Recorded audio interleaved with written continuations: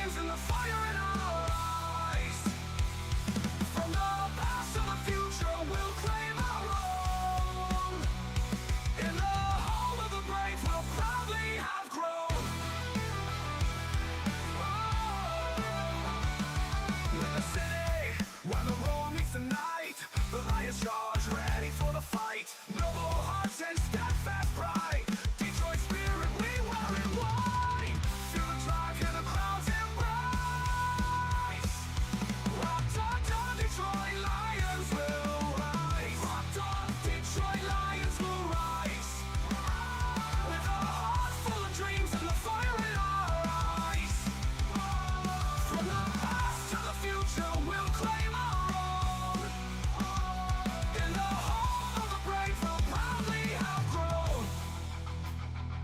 With every game, we rise and unite. Fueling the passion, igniting the light. Through highs and lows, we'll stand as one. A legacy, a tale that's just begun. Together we roar. Together we roar. Detroit Lions will rise. With a heart full of dreams and the fire in our eyes. From the past to the future, we'll claim our own. In the home of the brave, we'll proudly have grown. So let's lift our voices. Let's turn it up loud. For the love of the Lions, we'll always be proud.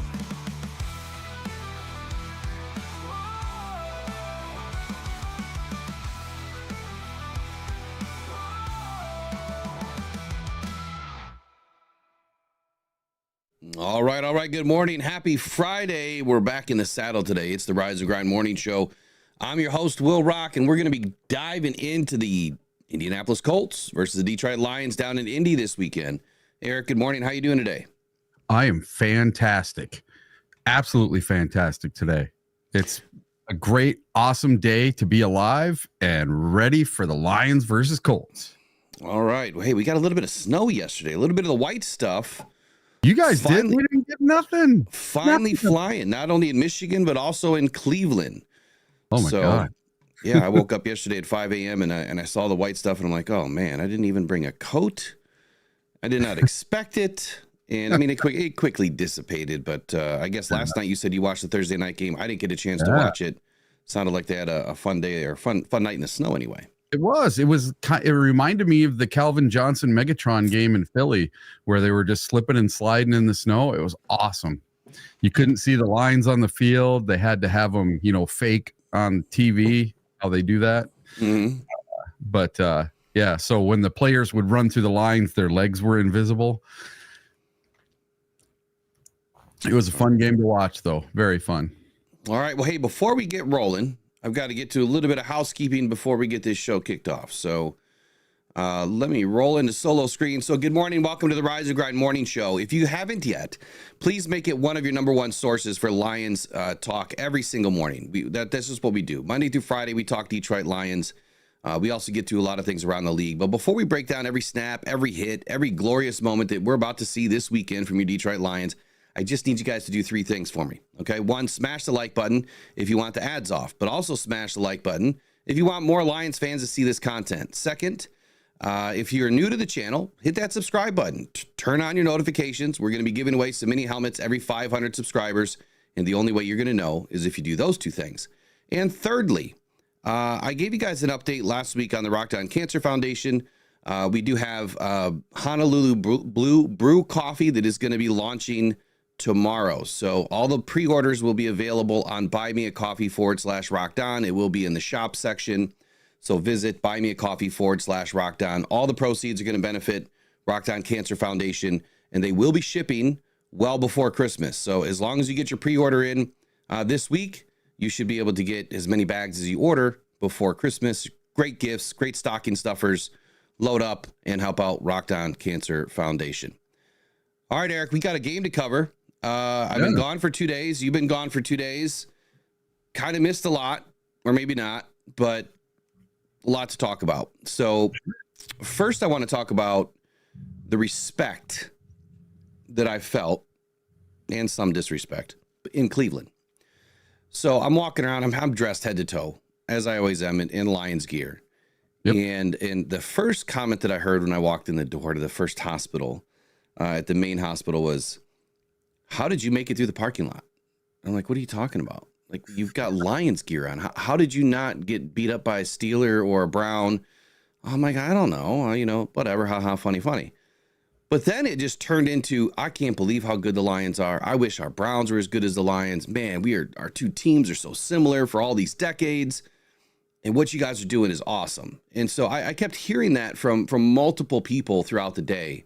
I spent a lot of time, in and out of different, rooms and hospitals and meeting a lot of different people. And people would just come up to me. They would just gravitate to the Honolulu blue that I'm wearing and just talk football. And I thought it was great. So shout out to anybody that is watching this morning. If you are watching from Cleveland, I know that you're Browns fans, but they said that they would tune in. And I thought it was awesome to get to meet all these different fans. And I had people, man, I bet the Lions every week, man. They are just throttling people. And yeah, so happy to see the Lions finally doing something. And it always kept, like I said, always kept turning to, I wish our Browns were that way. And I mean, we're so similar, right? The Browns and Lions, I mean, just haven't had good organizations for a long time. And finally, we're here. Browns are still trying to work it out. So anyway, shout out to everybody at Cleveland. It was a good visit. Not football wise, but hey, they made it a football visit, so it was fun. Yeah, and like I have a friend. His name's Big Willie Lawson. That he made a bunch of the Lions chains for me, and he loves the Lions, man. Even though he's a Browns fan, still all in on the Lions this year. Thinks they're awesome. Hey, good to see Ryan Van Valkenburg in this morning, man. It's been a minute since I've seen you in here. Hopefully work's going well. Who do we have in the chat this morning, Eric? Oh, let's see here. I'll get the chat back up. We'll go back up to the beginning and see where we're at. We got Trace, Pat Beach, Richard Fitzwell, Uper Lights, J Mommy, Mark Baylor, Giovanni Capillero, Mark Baylor. Let's see. Orner U of M Dad. Glad to see him back. Adam Gakowski, Detroit Grit, Gino, JAC 2125, Mike P, Christopher Cunningham, JZ, Motown Mitch. Let's see. And that Derek Lewis, Daryl Ball, Bruce MacArthur, and Ryan Van Valkenburg, and Mateo Navarro. That's about it, I think. Yeah. Welcome in, everybody. Thanks for joining the Rock On Detroit Lions Rise of Grind morning show this morning. So let's get into some of this. All right, Lions 9-1, tied with the Chiefs for the second best record, or second best for the best record in the in the NFL right now. And a little reminder: next week we are going to have a Chiefs primer episode. It'll probably be a night episode. So we'll have a Chiefs expert coming in. We're going to talk about the Chiefs and the Lions and the eventual, what could be a potential Super Bowl matchup. And I can't wait to hear, both sides here. What do they think about the Lions? What do they think about their Chiefs? So we'll be on the lookout for that next week. Not sure on a date just yet, but Riley O'Brien will get us set up. So Lions are leading the North Division by a game, right? We're also leading the NFC Conference by a game. And look, holding this one game lead over the 8-2 Eagles, the Vikings, it's really getting the Lions ready for this inside track movement, if you will, towards the eventual 1 seed, which I think everyone agrees. If the Lions can secure the 1 seed, home field advantage, only having to play 3 games, two playoff games at a Super Bowl would benefit us big time. I don't think that there's one Detroit Lion out there that thinks that we could get beat at home. A win would mean a clean sweep. A win this weekend would mean a clean sweep against the AFC South, following our wins against the Titans, the Texans, and the blowout last week against the Jags. The Colts, meanwhile, 5-6, coming off a win against the lowly Jets. Now, the Lions are outscoring opponents by more than 2 touchdowns a game. They boast a league best plus 159 point differential. And as a snapshot of their dominance, they have 3 wins by 38 points or more. No team in the NFL has ever done that. So quick knee-jerk reaction question. Eric, are we going to win by 38 again this week? Possibly. Really? Yes. Now, when I did my initial prediction back in the preseason, I thought this was going to be a very tough game. I predicted 27-21 a Lions victory by 6 points. And after seeing the Colts, I watched a little bit of the Colts last night playing the Jets. They didn't look all that impressive to me. So I have to change my mind a little bit. I really do think this might be a blowout game. It's in a dome. It's indoors on a fast track. It's going to feel just like playing at Ford Field. It's not going to feel much different because we are taking that sucker over. That stadium is going to be packed with Detroit Lions fans. And I'm not even kidding. It might be well over 50% Lions fans. The tickets were cheap. It's only 4 hours from Detroit. Tickets are not cheap. Oh, well, they were cheap. When I bought my tickets, they were dirt cheap. There's not one ticket under $500 right now with fees. Oh, Jesus. Not one. And it's been that way for 2 weeks.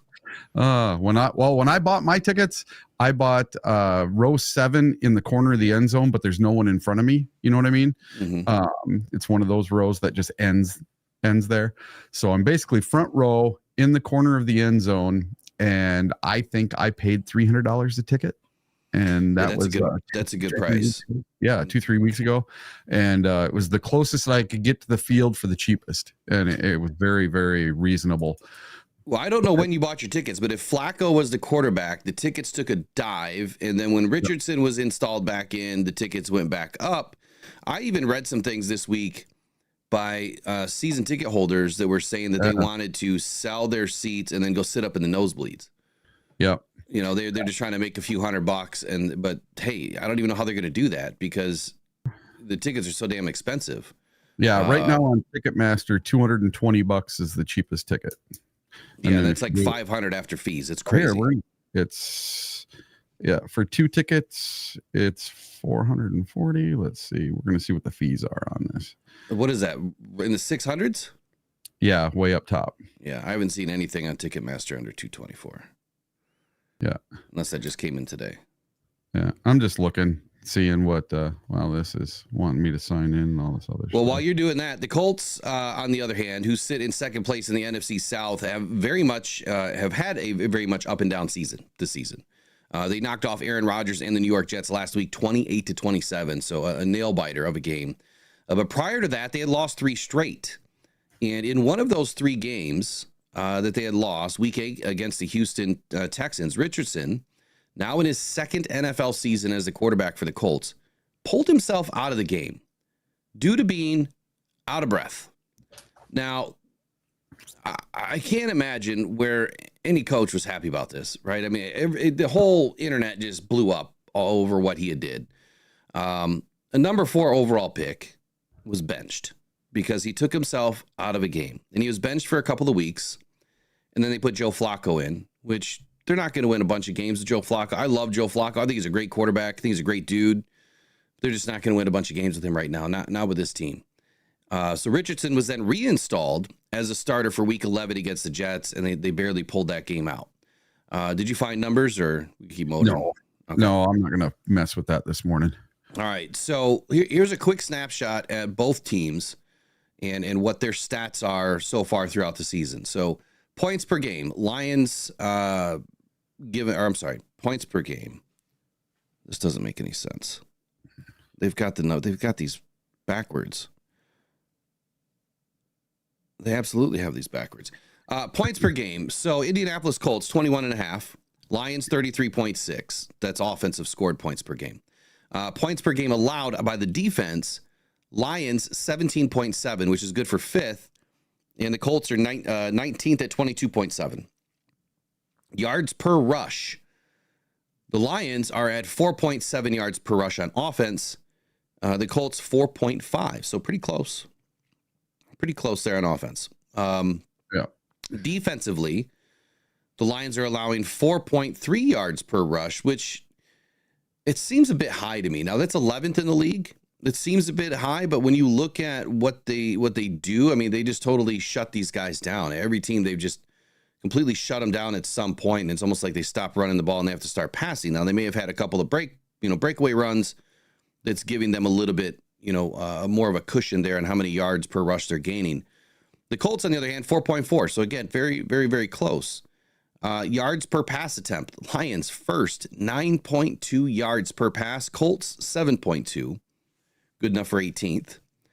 Yards per pass attempt allowed by the defense. Get this. Lions are 10th, 6.3. To the Colts, 25th at 7.1. Now, Wow. ESPN has the pass rush win rate. Again, Lions doing great things. 42% pass rush win rate. Good enough for 14th in the league. Colts, 39%. Good enough for 21st. Now, the ESPN pass block win rate. Lions at 29th. 51%. Whereas the Colts are at 64%. Good enough for 9th in the league. Now, I don't know if that one's one of those ones that you flip, because I don't have the stat in front of me. I'm just looking at a spreadsheet here. So I don't know if that's 29th best or 29th worst. I can't imagine that the Lions are the 29th worst team in pass block efficiency. No. I can't imagine that. I really can't. Yeah. So turnover differential, Lions are +9, tied for third. Colts struggling, 19th, -1. Third down conversion rate, Lions are humming right here, man. 45.1%, good enough for 6th in the league. Colts, 36.9%, down in the bottom third.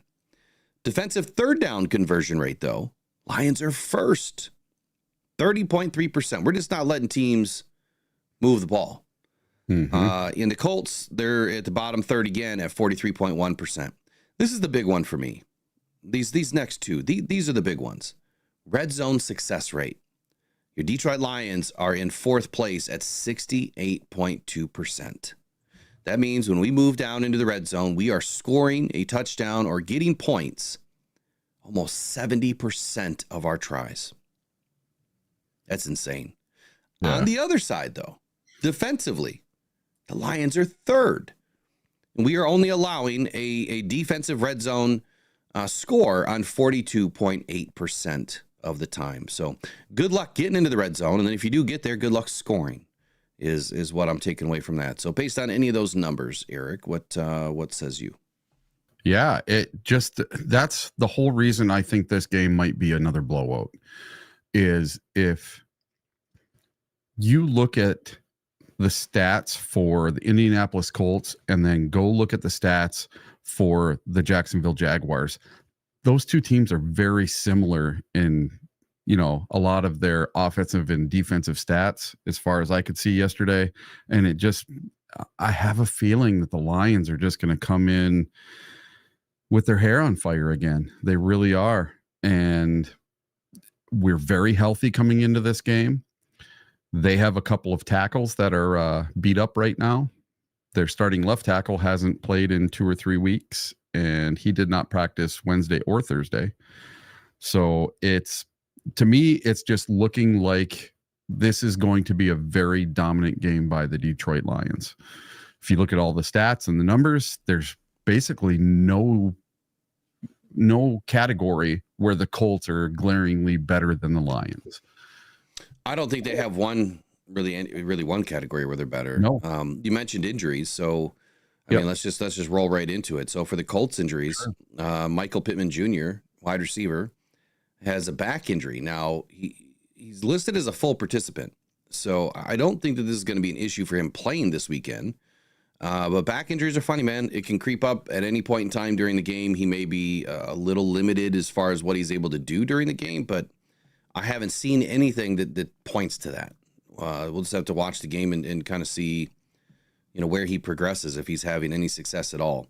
Tyquan Lewis, defensive end, has an elbow injury.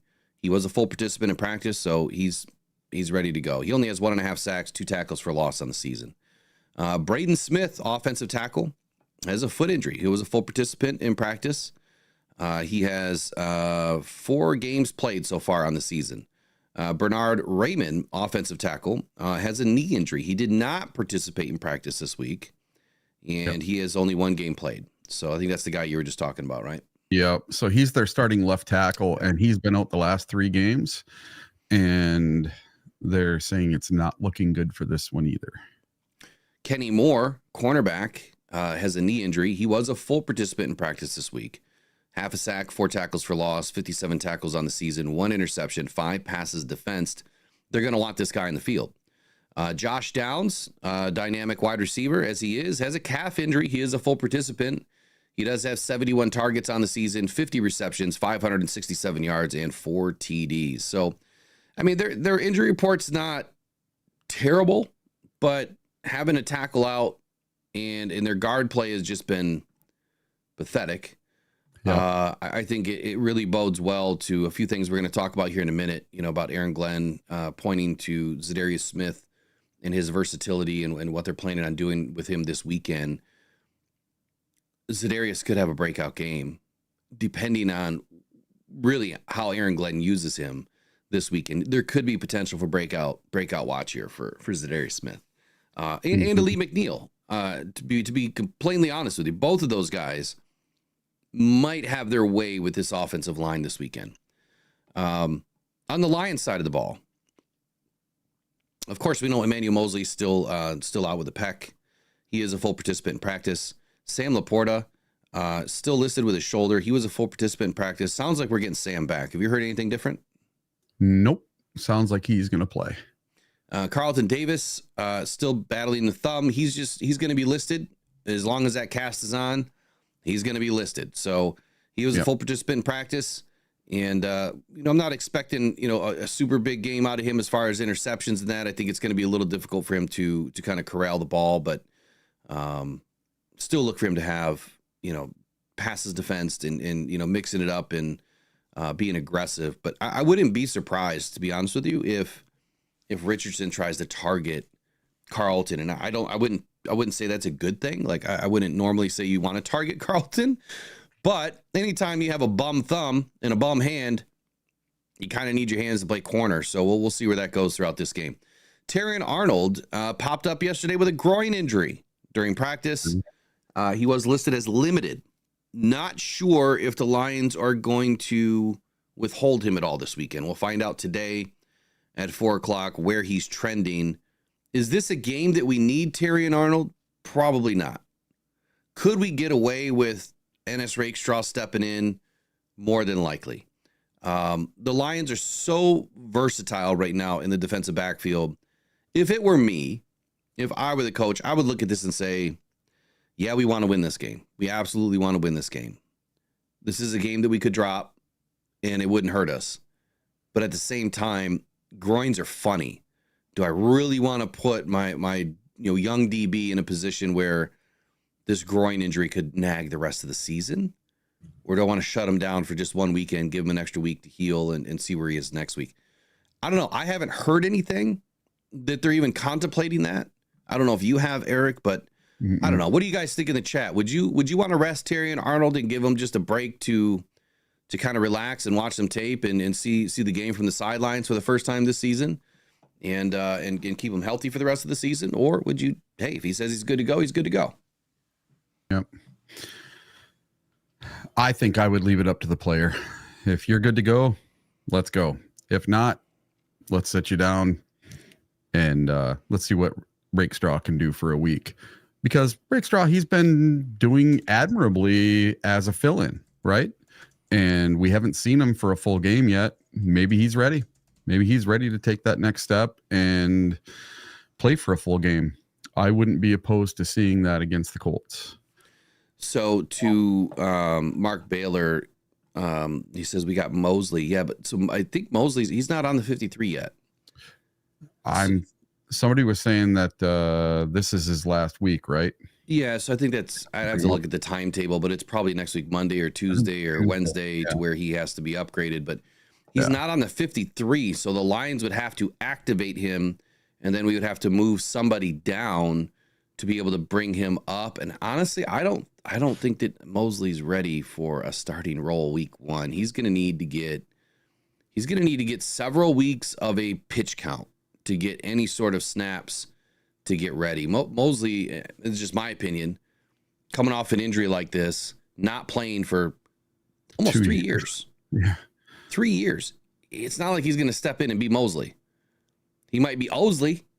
He ain't gonna be Mosley because that's pretty difficult to do. So I know a lot of people are high on Mosley. I'm not as high because look, I mean the information's there. It's in front of you. If you haven't played football in 3 years, more than likely you've kind of lost a few things, and you've probably lost, well, definitely a step. 2 leg injuries, or a step or two, and now a pec injury. You probably lost a little bit of confidence. You're just gonna need some time. I'm not saying he can't get it back.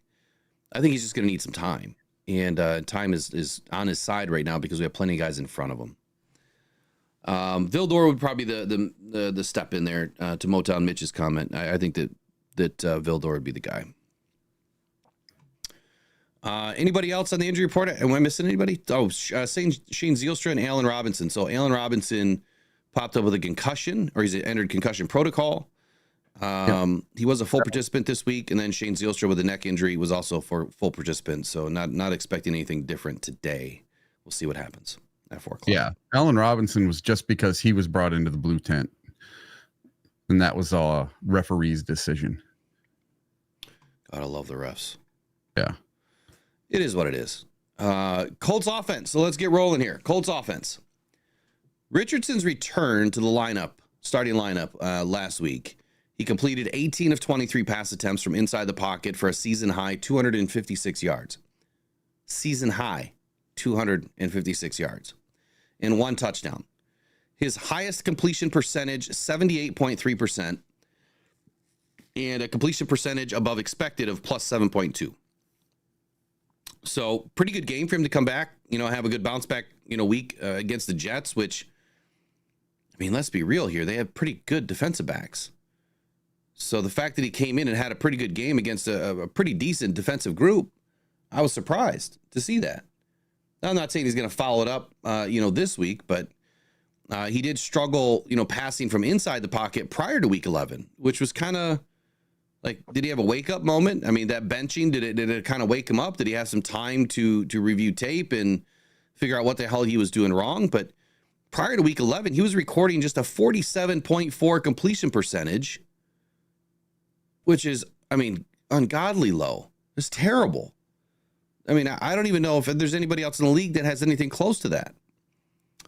But let's not deny one thing, which is his arm talent. Okay, now, Aaron Glenn highlighted this yesterday, where he said, his arm is lively. Great word to describe a big arm. It is lively. The guy can flick the ball on his back foot 70 yards, no problem. And Aaron Glenn also highlighted the fact that he's pretty accurate downfield. He might be missing some of the shorter intermediate stuff, but for some reason downfield, he has more pinpoint accuracy. So if the Colts want to try to do some damage this weekend, they may want to press and get us deep, and try to get, and I don't know if they're going to be successful at this because that means that your offensive line is going to have to hold our defensive line. I just don't see that happening. Either way, the fact that his arm is so lively, another great statement by Aaron Glenn that I'm going to take a little bit further is our defensive backs, they can't be sitting and waiting as much. They're going to have to pop on the ball. They're going to have to break a lot earlier, either to try to knock the ball away, defense the pass, or if they're trying to go for an interception, or at least just getting to the receiver and making sure that they drop them where they catch the ball. That ball is coming in hot and fast. It's going to be the quickest ball that they've seen all season. I don't know of another quarterback that throws as hard as Richardson does. The other big problem that the Lions have this weekend is the dual threat, and this is a real threat from Richardson. He's a big guy, and he's like Henry running at you with Lamar Jackson's arm. The Colts have the run pass option in on every play. So there's a real opportunity for them to, pull it and run or hit the option, whatever they need to do. It's always there. So this is going to be a game that is going to test the Lions' mental fortitude, if you will. They're going to have to be prepared for all things coming at them. This would be a good primer, in my opinion, for the Lions and Ravens. If the Lions were to meet up with the Ravens this season, this would be a good primer for them to get an opportunity to go at such a big, not only a big quarterback, but, a big bruising running back when he tucks and runs. Richardson has really proven to be a proficient runner. so far through his career. He's compiled 274 yards on 51 rushing attempts, which is good for an average of 5.4 yards a carry. Plus, he's coming off a performance against the Jets in which he ran for 2 scores. So look for Indianapolis Colts if they do get down into the red zone, if they do get, closer to the end zone, that they will call in, a planned run for Richardson. Dan Campbell had this to say on Anthony Richardson. He said, a running quarterback, and they're using him a lot more in that regard. And so do you want to go nickel? Do you want to go base? Do we need 3 linebackers? We have to answer all of these things. I know this. Jack and Rodrigo are going to play a lot for us. And then it's a matter of, is it by committee? If you're using 3 linebackers, are we using a DB? It's just hard to say right now. If I were to take a guess, I would say that the Lions might even have a 3 safety look in here. You might want to roll another safety in and bring him down in the box to gain a little bit of leverage of speed. Speed is great right now against this team. Speed is a great option against this team. If you have some speed and you have a thumper, like a Brian Branch that can come down and smash the box and close up the gaps and chase Richardson all over, I think that would benefit the Lions. Otherwise, you're looking at bringing in 3 linebackers more often, or to his point, and to my point, just run nickel. If you run nickel against him, I think we'll be okay.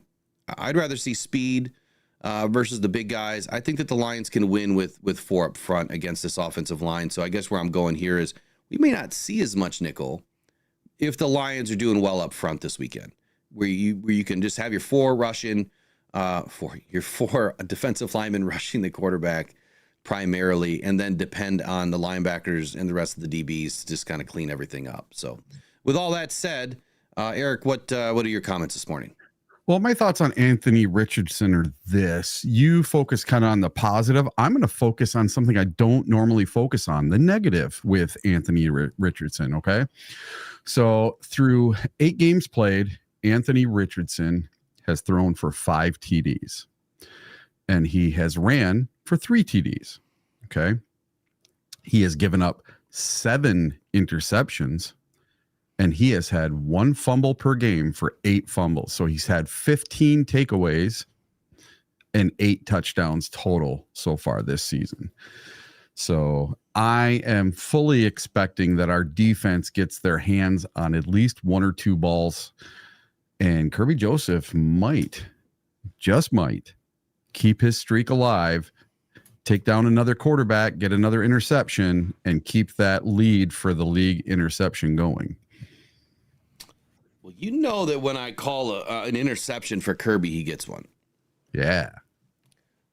And I'm going to reserve my judgment, and my thought process today is going to be more of a wait and see approach. Maybe I'll put it out tomorrow. Maybe I'll put it out before the game. But either way, I hear you. And I feel like the Lions are definitely going to get at least 1 turnover out of this game. Whether it's they pop out a fumble or they get an interception, one way or the other, I do believe that they're going to get at least 1 opportunity in this game with a turnover.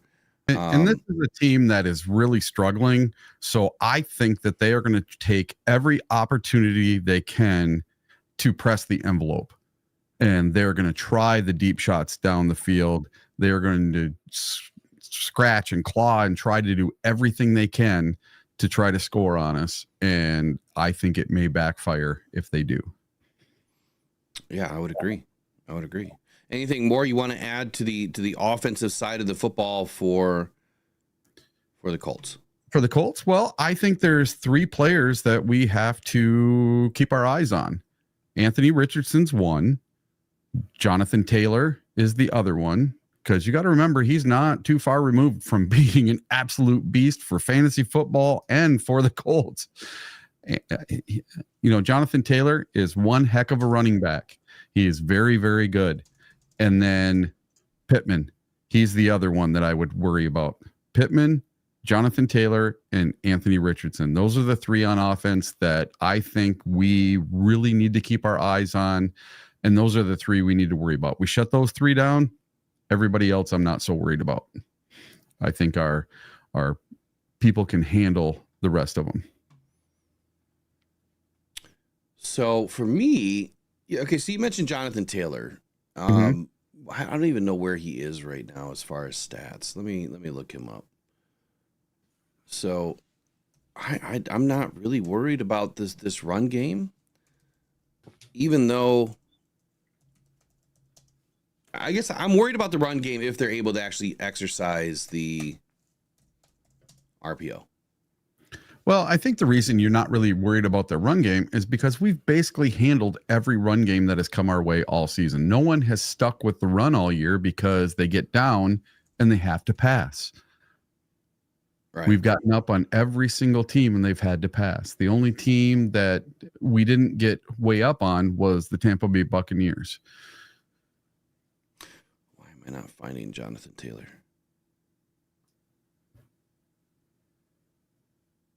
Why is he not popping up in PFF?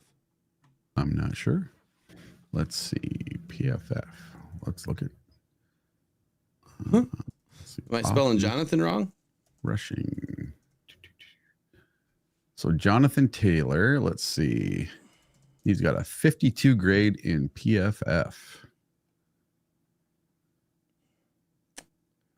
So let's see here. Jonathan. I just wanted to see what his stats were in some of his splits. Okay. He's got 186 snaps, 150 attempts, 673 yards for a 4.5 average, 5 touchdowns, and 1 fumble. He's not doing too bad. 673 yards. All right, here we go. I got his stats finally. So he's 1, 2, 3, 4, 5, 6, 7, 8. He's only played in 8 games this season. Oh, really? That's what I'm seeing. He played week 1, 2, 3, 4. He must have missed 5, 6, and 7 if they didn't. I don't know if they had a bye in there. And then he played 8, 9, 10, 11. So he missed, it looks like 3 games or 2 games in a bye. Again, I don't know if Indianapolis have had their bye yet. I didn't even look. But as far as his run type, when you look at breakaways or, explosive plays, he's had 20 runs of 10 plus yards. And what is this stat? Is this another new stat? They keep adding stuff in here. This D15. So designed rushing attempts more than 15 yards. I haven't seen that one before. Maybe I just missed it. But he has 11. Go compare that to Jahmyr Gibbs and David Montgomery, with what they're doing with explosive runs, explosive plays, what they're doing with yards after contact. His yards after contact is 2.86, which I think is fairly good. But let me compare it to Jahmyr Gibbs here, and Montgomery's probably one of the best, honestly. Montgomery's one of the best with yards after contact. And I think when you look at those things, it kind of gives you an idea of what are these guys able to do, when they meet a defender in the box. And David Montgomery, for example, he has 3.24 yards per carry. 3.24 yards after contact. That's insanity. He's gaining a third of a first down after you meet him in the box or outside or wherever. He's gaining a third of a first down, just dragging guys. That's why I made the comment the other day that his legs are just like 1,000-pound sledgehammers, man. Just rocking and rolling through there and just dragging guys through the mud to get to the sticks. It is incredibly fun to watch. Now I'm curious about Jahmyr. Oh, we made it to 60 likes. All right, we'll get those off here in just a minute. Jahmyr Gibbs, they're neck and neck. 3.21 yards of contact. Yards after contact. So, him and Montgomery are neck and neck. They're almost identical. Almost identical. Gibbs has 427 yards after contact on the season. Wow. That's good. And Taylor has 429.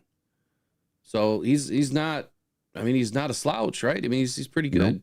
Montgomery, 444.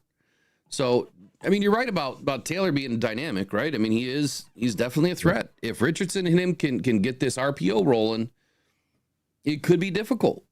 It could be. So that's why I know a lot of people are saying that we're just going to go in and just run roughshod all over these guys. And I don't know if that's really going to be the case. I had the Indianapolis Colts as a tough team.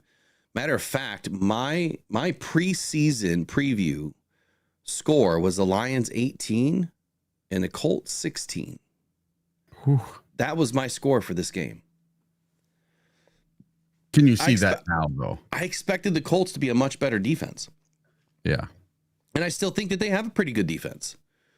I think their offense is a bit suspect because of what Richardson has not, turned out to be so far. I mean, he's kind of a wussy, to be honest with you. Hey, I'm out, coach. Got to take a break.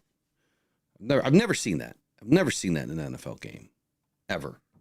Never seen that. And I hope we don't see it again. I mean, that it's one thing if you're injured. It's another thing. Like, I mean, are you seriously, you're tired? Like, bro, did you not do any conditioning all season? That kind of blew me away. So, and then, look, this is a defense that they're going up against. Here, I got ads off for you guys. This is a Lions defense that is going to come and smack you in the mouth. Like, we are coming in to hurt you. And I don't mean that intentionally, like to hurt you, to take you out of the game, but inflict pain. Like, this defense is all about doing their job, wrapping you up, smacking you in the mouth. It's the old black and blue days again, in the NFC North, or at least for the Lions, man. Every team that we face, you see what happens, Eric. After every single week, you have like a dozen guys on the injury report for the team that we just faced.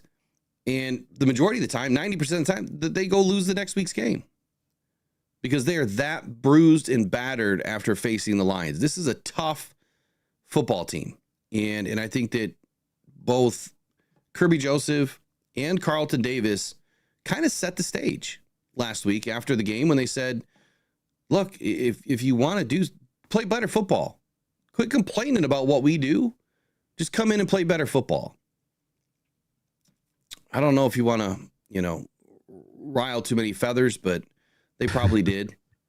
They probably ruffled a little bit, some feathers out there. They've got a few teams that are probably just itching to get after the Lions right now. Just itching to have a shot. Yeah, we're going to get everybody's best game. 1,000%. We are the hunted now. We are not the hunters anymore. Even though we're taking everybody down. Now, the Colts have the number 19 scoring defense in the league. They are letting up 22.7 points per game. And then if you look at the Lions scoring defense, we're giving up 17.7 points per game for fifth in the league. So if both defenses let up their average, that would mean the Lions would win 22-17. That's a pretty close game. But when you go and look at our offenses, it's quite a different story. We're scoring a lot more than they are. So Zachary Cleary says Anthony Richardson is becoming like Cam Newton 2.0 for the way that he is playing. I think that, Richardson has a long way to go. Yeah. I think that he has the physique. I think that he has the style. I think that he has the arm. He definitely has the legs. I don't know if he has the conditioning yet, but he has the build to be a very dynamic quarterback in the NFL. Whether or not he's going to get there, I don't know. I think it takes the right coach, the right quarterback coach to pull all of this out of him. The fact that we saw a lazy Richardson just a few weeks ago, I wouldn't be happy as a teammate. I definitely wouldn't be happy as a coach because they are right on the cusp right now of making the playoffs. And then you have to call all of that into question. So this is a tough receiver group that we are facing in Indy. And, will our Detroit Lions defensive backs rise to the occasion? I think that they will. I absolutely feel that they will. So let's talk about the Lions defense for just a moment. Dariussmith. Smith. So he's expected to be inside a little bit more this weekend. Kind of taking a few nuggets from Aaron Glenn's press conference yesterday. And he had mentioned that he wanted to see what else Dariussmith can do, what type of player he can be for us. And the fact that the Indianapolis Colts are a little bit banged up, not only on the outside, but their interior guard play has been pathetic. So I see, him moving Z in next to Aleem, or maybe you might sandwich Z between Reader and Aleem. If they do that, and if we get 5 big guys on this line, I think that we're going to absolutely just thrash the Colts whenever we go 5 bigs. I don't know of another defensive line right now that is this dangerous. You know, if you have Pascal on the left, I don't care if you put Levi Onwuzurike on the right or Dariussmith on the right. But if you were to put the Z in the middle and DJ Reader on the right, Aleem on the left as far as DTs, and throw somebody else on the right side, whether you bring Branch down in the box, you know, and you fly, you know, a safety blitz or whatever, no one's going to be able to stop that. I just don't think that we've seen enough of it. I think that Glenn is withholding a little bit of information from us. I really do. I don't think that we've seen our best defense yet. I firmly believe right now that they are holding back as much as they can. Every single week, they're holding back. We get up to these leads. We score a lot of points early. And then our defense just kind of, we play like a vanilla scheme almost. If you really go in and watch it, we're not doing anything that is super exciting. And I think that that is you know, a great opportunity for us to finish this season, the regular season, on a high note, to get really good at what we're doing, finish on a high note, and then you hit the postseason and it's like, hey, gentlemen, we got a new playbook. No one's seen this stuff yet. And that is what is going to propel us through the playoffs. The more that we can withhold, the quicker we can get up to these leads and then just kind of go through the motions a little bit, the better it's going to be for us in the postseason. So why am I saying this? I'm saying this because every week I hear a collective of individuals that just pound their chest about sacks. They pound their chest about pressure. They pound their chest about, you know, the defensive line, you know, either not blitzing enough, which we are the most blitzing team in the NFL, or just not producing enough stats. You know, I put out a poll last Tuesday, and I asked, you know, would you rather have a smarter defense that is bottling everybody up and doing their job and winning ball games, or would you rather have a bunch of stats and maybe lose a game? Because what we've seen in the past is we can get a bunch of stats and lose a game. But the games that we don't have as many stats, you know, for sacks or pressures or whatever, we're winning those games handily. So I think that the smarter defensive play has been what's working, number one. Number two, the reason why I'm saying relax a little bit about the stats, you know, the pressures and the sacks, they'll come. They're not what is needed to beat every team. Hold back that playbook. Save something for the postseason if you can, because typically by now, I mean, the clip's empty, usually by now. You've shown everything. The fact that I think that we are saving a little bit, and I'm guessing that we are, I have a feeling that we are, because I haven't seen a few things. I think that we're in a very, very good position. Now, we have plenty of games in front of us before we end the regular season. But just relax a little bit. It's not all about the stats or the sacks or the pressures. It's about the W. And whatever we have to do to stay healthy, get the W, and try to reserve a little bit in our gas tank will help us in the future. Do you agree or disagree with that, Eric? What do you think? Yeah, I do. And, you know, people need to relax. This defense is doing things I've never seen in a Detroit Lions defense ever. And one of the things that is really striking to me, I don't know if you noticed in this last game, but when we were up a good sizable lead in the second half, we didn't go to a full-on prevent defense. We were still playing man-to-man, and we shut them down in the second half. Our DBs love man. If you haven't noticed, they love man. And I so appreciate that. When you feel like you can go up against anybody, I mean, that is the ultimate feeling in the NFL, when you just feel like you can stand next to somebody and you can beat them at their own game. So sorry, I didn't mean to interrupt you. Keep going. Yeah, if you noticed in the last game, in the fourth quarter, our safeties and our DBs weren't 15 and 10 yards off the ball. They were right up on the line of scrimmage with them and running step for step. So I love it. That just shows that Aaron Glenn is finally getting away from playing defense that is, you know, just give them all these crappy yards at the end of the game. You know, the bend but don't break defense. There's a lot of times I really hate that, you know, and it just, it's not sexy. And see, I get that. It's not a sexy way to play defense, right? It's not. No. Again, when you look at it and you're saying, why are we allowing these guys to get these yards? Why are we allowing them to eat, you know, everything under 9 yards? But again, it kind of goes back to playing smart defense, and it goes back to, are we worried about stats? Do we really care what PFF says? Do we really care where we're ranked? No. I think what matters most is we know that when we play our best ball and we call our best plays, nobody can stand with us. Yeah.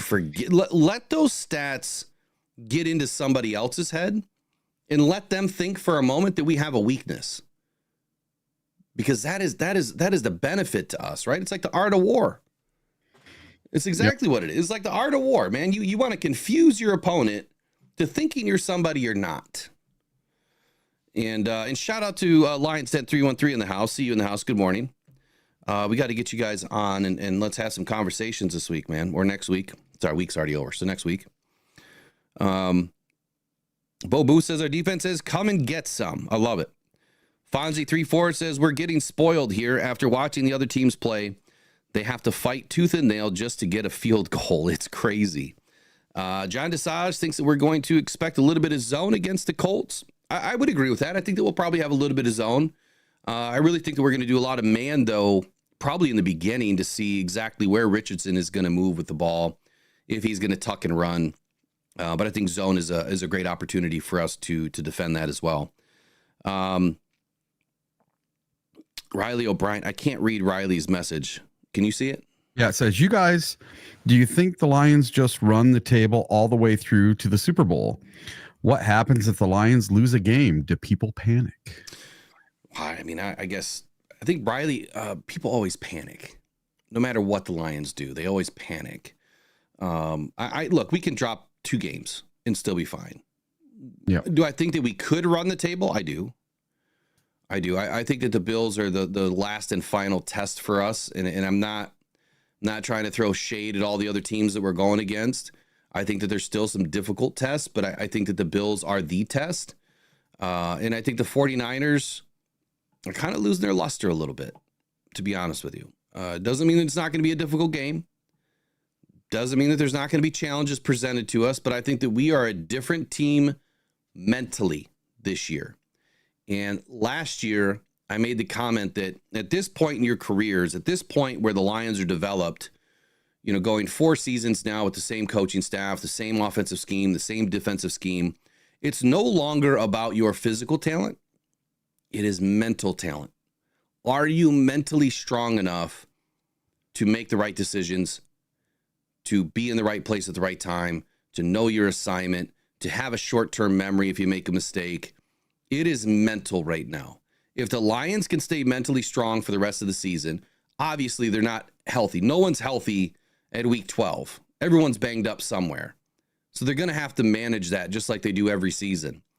But staying mentally strong throughout the rest of the season, I think the Lions could run this table. I really do. I was trying to, and I'm going to, clip some of my early shows this year, because there was a show that we did, Eric, and I don't remember which one it was, but we were kind of walking through the entire season. And I said in there, I just don't see where the Lions are going to have a loss. And I think I got all the way to the Texans game. And that was the first game that I thought that we were really going to have a tough go at it. And that might have been our only loss. I was not afraid of 16-1. I wasn't, but realistically, I had to put us down at 14-3 in expecting that, maybe there's a game, week 18 that we relax and we rest some starters and what happens. But now I'm confident that Hendon Hooker might be able to go in and do something against the Vikings. And then you still had the 49ers, the Bills, and the Texans, on that schedule that for anybody looking at it would say those are tough games. But now that we've seen all these teams play, the Bills are the only team that I feel is going to challenge us, but I think that we have enough to win that game. I really do. Yeah. And in my preseason prediction, I said 15-2, and I still stand by that today. I do not think we're going to go 16-1. I think we're going to go 15-2. And I do not believe we are going to lose another game until week 18 against the Vikings. I think we are going to concede and give the Vikings a game because we're going to have the number 1 seed locked up. We're going to have the NFC North locked up. And it is going to be the Hendon Hooker show. We are going to be playing a bunch of our second stringers and practice squad guys because our starters are going to go sit on the bench. And that's going to mean some of our offensive linemen are going to get a week off. and they're not only going to get 1 week off, they're going to get 2 weeks off. So it's going to have to be in practice during that second week where they get acclimated for the playoffs. But that's how I think it's going to work out. I think we're going to get by the Bills. I think we're going to get by the Colts. Our toughest task, I think, though, is going to be playing the Bears twice, especially outside at Soldier Field on December 22nd. That could be a weather game. That could be a factor in all of this. And playing the Packers at home, I think we should get by the Packers, but that's one that, you know, we have to not look past the Packers in these division home games and away games, because, man, divisional games are the hardest. They play us the best. They know how to play us, whether their team sucks like the Bears do right now or not, doesn't matter. The Bears are going to come and give us everything they have to try to win that game. Look what they did with the Packers last week. They barely lost to the Packers because of a blocked field goal. If not for that blocked field goal, they win that game. Right. So, you know, the Bears aren't as bad as everybody thinks, and I don't think that the other three teams in the division are as good as everyone thinks either. So Detroit Lions Den 313 asking about David Long. So I may have missed something. I was gone for a couple of days. You know, I was doing a lot. And I haven't seen where he's been elevated. Is he on the practice squad still? Pretty sure he was just signed to the practice squad, wasn't he? So I'm not so sure that he's going to be up this weekend. I thought Aaron Glenn said something yesterday that his path is obviously going to be through special teams to start. This is a great player, though. Like, David Long is going to be a surprise factor as long as he stays on this team, which I think he will. He's going to be a surprise factor to many. I'm excited to see when he gets his opportunity. I don't know if it's going to be this weekend. Pay attention to 4:00 today. We'll see what the inactives are, and we'll go from there and see if he's going to get any opportunity or not. I can't answer it because I've missed a ton this week, so I definitely didn't pay attention to where his status is. So dariussmith, like I said, expected to get a little bit more opportunity inside, up and down the line. I pointed out the guard's weakness. I think this is a good opportunity for him. Is he going to get a sack? Probably. Is Aleem McNeil going to get a sack? Probably. I think that's where you're going to see some opportunity this weekend. But let's not kid ourselves. Anthony Richardson is a tough tackle, right? He is very, very tough. It's tough to get this guy down. The one thing that I really love about dariussmith is his hand skills, his hand fighting. And it was really good to hear yesterday during the press conference, Ed, I'll get to you in just 1 second, that some of the beat writers had asked Aaron Glenn about his hand skills and his hand fighting. And Aaron Glenn also pointed to that. If you guys remember, you know, a few weeks ago when I was talking about dariussmith and I was hopeful that the Lions were going to pick him up, that was the most impressive thing about his game to me. And it wasn't his size. I mean, the guy's just a specimen, right? I mean, he's big. He's in phenomenal shape. I don't know if there's an ounce of fat on the guy. And the fact that he uses his hands to leverage so well, like the way that he can shed off these blocks and shed these tackles, he's probably one of the best to do it in the game. And I really hope that the guys up and down the line learn a few things from him, because that is the one thing that I feel is lacking from someone not to be named, but he really needs to work on his hand skills. And dariussmith, I think, can help him do that. So really good to see that come out of the press conference yesterday, that I wasn't the only one. I mean, clearly Glenn is going to see it, but that I wasn't the only one noticing that weeks ago, that this is going to be big for us to have somebody that can shed those blocks. Ed O'Neill, $4.99 Super Chat says, magic number is down to 4 for the wild card. San Francisco and Washington loses with 2 Lions wins, and we are in. We are so close. Still think we go 14-3. Colts might win, to be honest, says Ed O'Neill. Ed, thank you again for your donation to the Rock Down Cancer Foundation. Super appreciate it, buddy.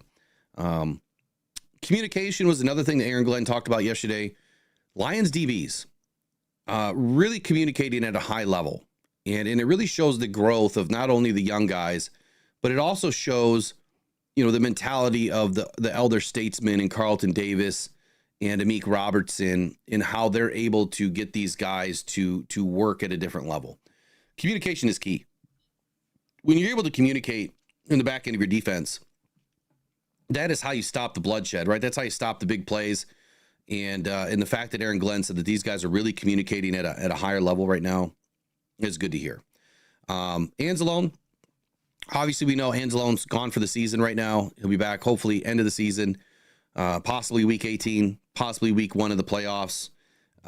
He was wearing the green dot for the entire season. Now those duties are going to be solely on Jack Campbell. So Jack Campbell is expected to take the green dot duties, and Malcolm Rodriguez is also likely to inherit an increased role this weekend. I really enjoyed Malcolm Rodriguez's play this season. I think that he's doing a great job. Next man up is the way that we roll. It's not going to be easy, but Ben Neiman is somebody that I was extremely excited to be, to have on this team, and he's playing at a high level. So I don't expect any linebacker play to really drop off. Are they going to have some bumps and bruises? Sure. If Aaron Glenn puts these guys in a position to win and backs these guys up with the DBs, it'll help minimize some of the early, growing pains that they're going to have with adjusting. It's going to be a big adjustment period this week. We didn't notice it as much last week because the game was already out of hand. So I think that this week you're going to probably see a little bit of difficulty in the linebacker core. I'm hoping not. But my history in watching games tells me that our linebacker room might struggle a little bit this weekend. So I'm going to be paying attention more to the linebacker room and see where they progress. And hopefully they prove me wrong and they play, phenomenal throughout this weekend. So, Eric, you had something on mobile quarterbacks. What did you want to talk about with? So the Detroit Lions versus mobile quarterbacks this season. And I had a few stats to bring up here. So versus mobile quarterbacks.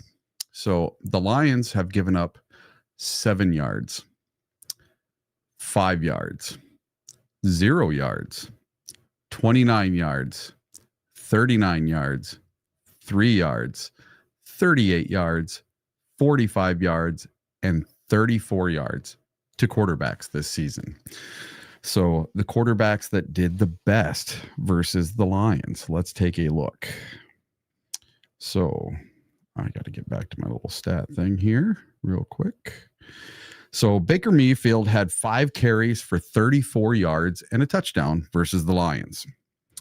Kyle Murray, another mobile quarterback, had 5 carries for 45 yards. He did the best of all of them.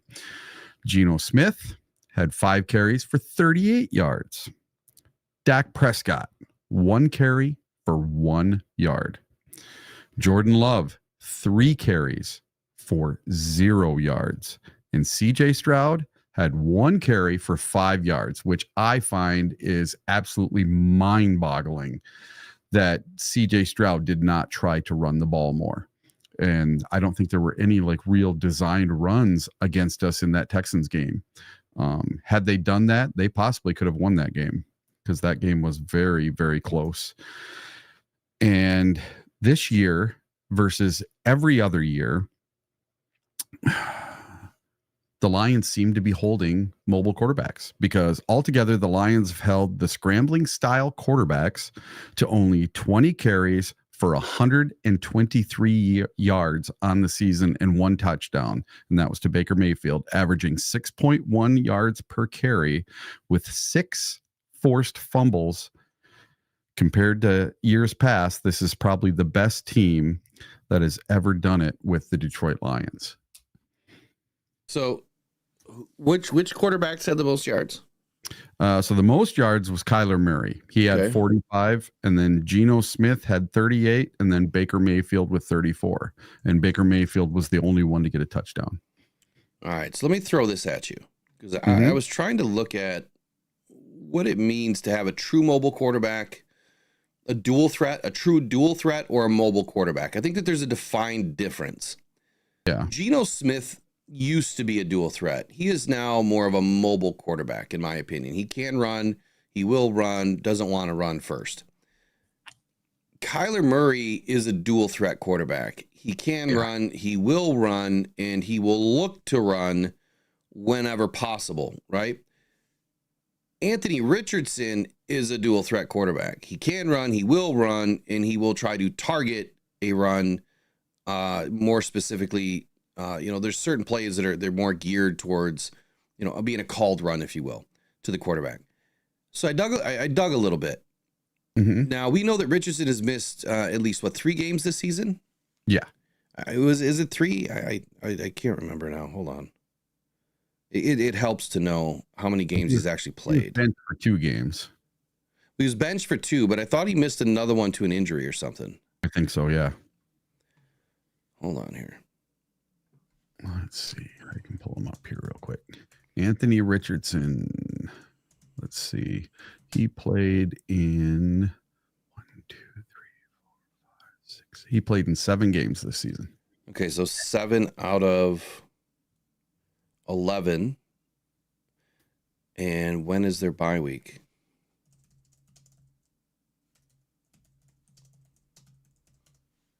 Their bye week is week 14, so they haven't had a bye week yet. Okay. Okay, so he's missed 4 games. Right? That's what it looks like. When I look at Kyler Murray, he's played in every game, I think, this season. Designed runs, 46. So out of 11 games, he's averaging, roughly 4 runs per game. Geno Smith, pretty sure he's played in every game this season.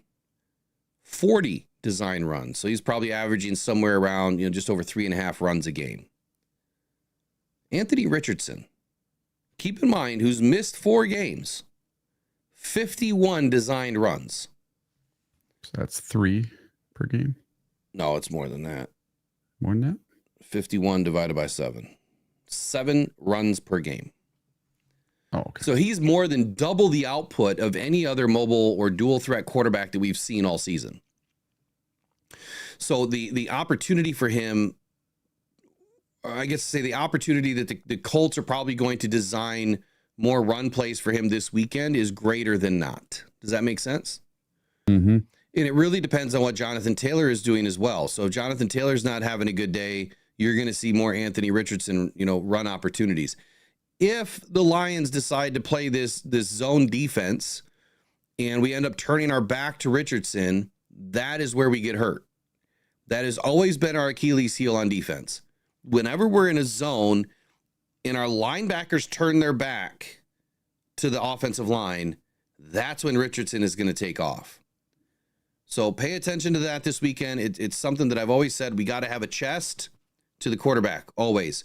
Whether you want to call it a spy, which is, I term it as a spy. I just need someone to have their eyes on the quarterback, always.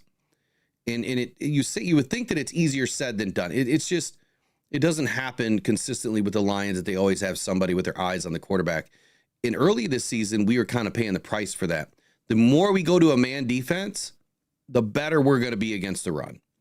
So I feel like we've got to pay attention to that this weekend. I'm hoping that Aaron Glenn doesn't sacrifice a certain style of defense that allows Richardson to pick up yards, because he'll be able to pick up yards, and not only that, but he's tough to take down. So the potential for injury is a lot higher. And I just don't want to see that happen. So he hasn't been sacked too much this year either. He's only allowed 11 sacks this whole season on himself. So that tells you he can squeeze and move out of people trying to sack him. So I think he's getting back to the line of scrimmage. Yeah, we're better off trying to contain him, I think, rather than trying to sack him on every play. Don't let him get outside. He's 6'4", 250 pounds. Yeah, he's huge. That's a big linebacker. It's almost a small defensive end. Yeah. He's bigger than James Houston. Let's put it that way. Mm-hmm. It's a big guy. It's and he's just solid muscle. So this is not going to be just a piece of cake game for us. And I've seen it. A lot of people are thinking we're just going to walk away with this one. And I would say probably not the case. Do I think we're going to lose? No. But do I think it's just going to be that easy? Only if our offense can have a day. If our offense can have a day, then yeah, the Colts aren't going to be able to hang with us. But I think that's what needs to happen. So looking to the other side, what are the Indianapolis Colts beat writers talking about with the Detroit Lions? Well, let's preview a little bit about this article here by Paul Brett. Here's what he had to say. He said, the Indianapolis Colts are coming off of a crucial win over the New York Jets, which now puts them at 5-6 on the season. However, a very difficult matchup awaits this weekend with the Lions at Lucas Oil Stadium. They are still below the 500 mark, but the Colts' playoffs hopes are still alive. Last week, Detroit won 52-6 versus Jacksonville. The Detroit Lions cruised to an easy 52-6 victory at home over the Jacksonville Jaguars, who were again without quarterback Trevor Lawrence. Not that would have mattered. Jared Goff was lights out against the Jags, completing 24 of 29 for 412 yards with 4 TDs. He didn't even play most of the fourth quarter. The Lions defense, meanwhile, was suffocating with Mac Jones throwing for only 138 yards and 29 attempts and an interception. Quarterback play. Through 11 weeks, Goff finds himself in the MVP conversation. In short, he has been incredibly efficient this season. On the year, Goff is completing 73% of his throws, but still averaging 9.2 yards per pass attempt, the highest mark in football to date. He's also thrown 20 touchdowns to just 9 interceptions. Keep in mind, 5 of those came in one game. This is a Detroit offense that utilizes play action at a higher rate than any other team. And while pressure on Goff won't guarantee success, it is a must when it comes to attempting to slow down the Lions' offense. As far as turnovers, you guessed it, the Lions are really good in this area as well. On the year, they are +9 in turnover differential, which is the 3rd best mark in football. Injury report, fairly clean. Stats to know and players to know, Jahmyr Gibbs averaging over 6 yards per rush this season. Gibbs leads the NFL in that category. Amon-Ra St. Brown often lining up in the slot. St. Brown leads the team in targets with 77 and has caught a whopping 85% of those targets with 9 touchdowns. Sam Laporta at the tight end position brings another big play element to the offense, averaging almost 15 yards per catch. Lee McNeil, without Hutchinson, McNeil's 32 pressures are the most on the team. And then safety Bryant Branch listed as a safety, but you will see Branch often playing out of the nickel. He's holding quarterbacks to a completion rate under 60% and fewer than 9 yards per catch. So nice little highlight there by the Indy Star.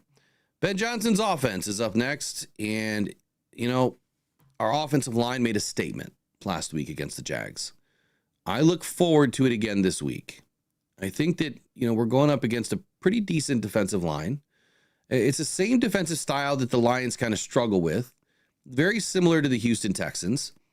And it'll be critical for them to have a good game. I think that this is a game that they're looking at, that they want a little bit of redemption in because of that Texans game. Now, they got that against the Jags, but they didn't really go up against a defense that has as many keys as I believe the Colts do. Ben Johnson made a comment yesterday where he said that he makes a call with JMO. He's constantly calling it into cover 2, and he can't keep doing that. But JMO's the equalizer that just makes it work. So, you know, the 2 catches that JMO had kind of over the middle? Mm-hmm. Yep. Those were not supposed to be called plays because he's calling it into the wrong defense or against the wrong defense. But it just shows you the type of player that JMO is to make the play work and to get open and to come down with the catch. So I thought that was kind of funny when Ben mentioned that he's actually calling the wrong play against the wrong defense. But they're that good that they're just making it work. Colts defensive coordinator. He had this to say about the Detroit Lions. He said, Detroit's run game is the real deal. They've got 2 backs that are running at an extremely high level. Some say that they are the 2 best backs in the league, and they have both of them on the same team. Agree or disagree? Yeah. 1000%, right? Mm-hmm. Can't argue with that. No, I don't think you can either. Gibbs now currently leading the league in yards per carry at a whopping 6, totaling 796 rushing yards on 133 attempts. Has been one of the best at generating explosive runs this season. Montgomery, meanwhile, is averaging 4.3 yards per rush. It sure looks like a hell of a lot more than that when that guy is carrying 3, 4, 5, 6 guys with him on every play. Yeah. Now, each back brings a little bit different of an approach to this offense. Gibbs is more shifty. Montgomery is a little bit more physical. Both have the ability to make defenders miss. And each of them are in the top 11 right now with missed tackles or forced missed tackles, which is incredible.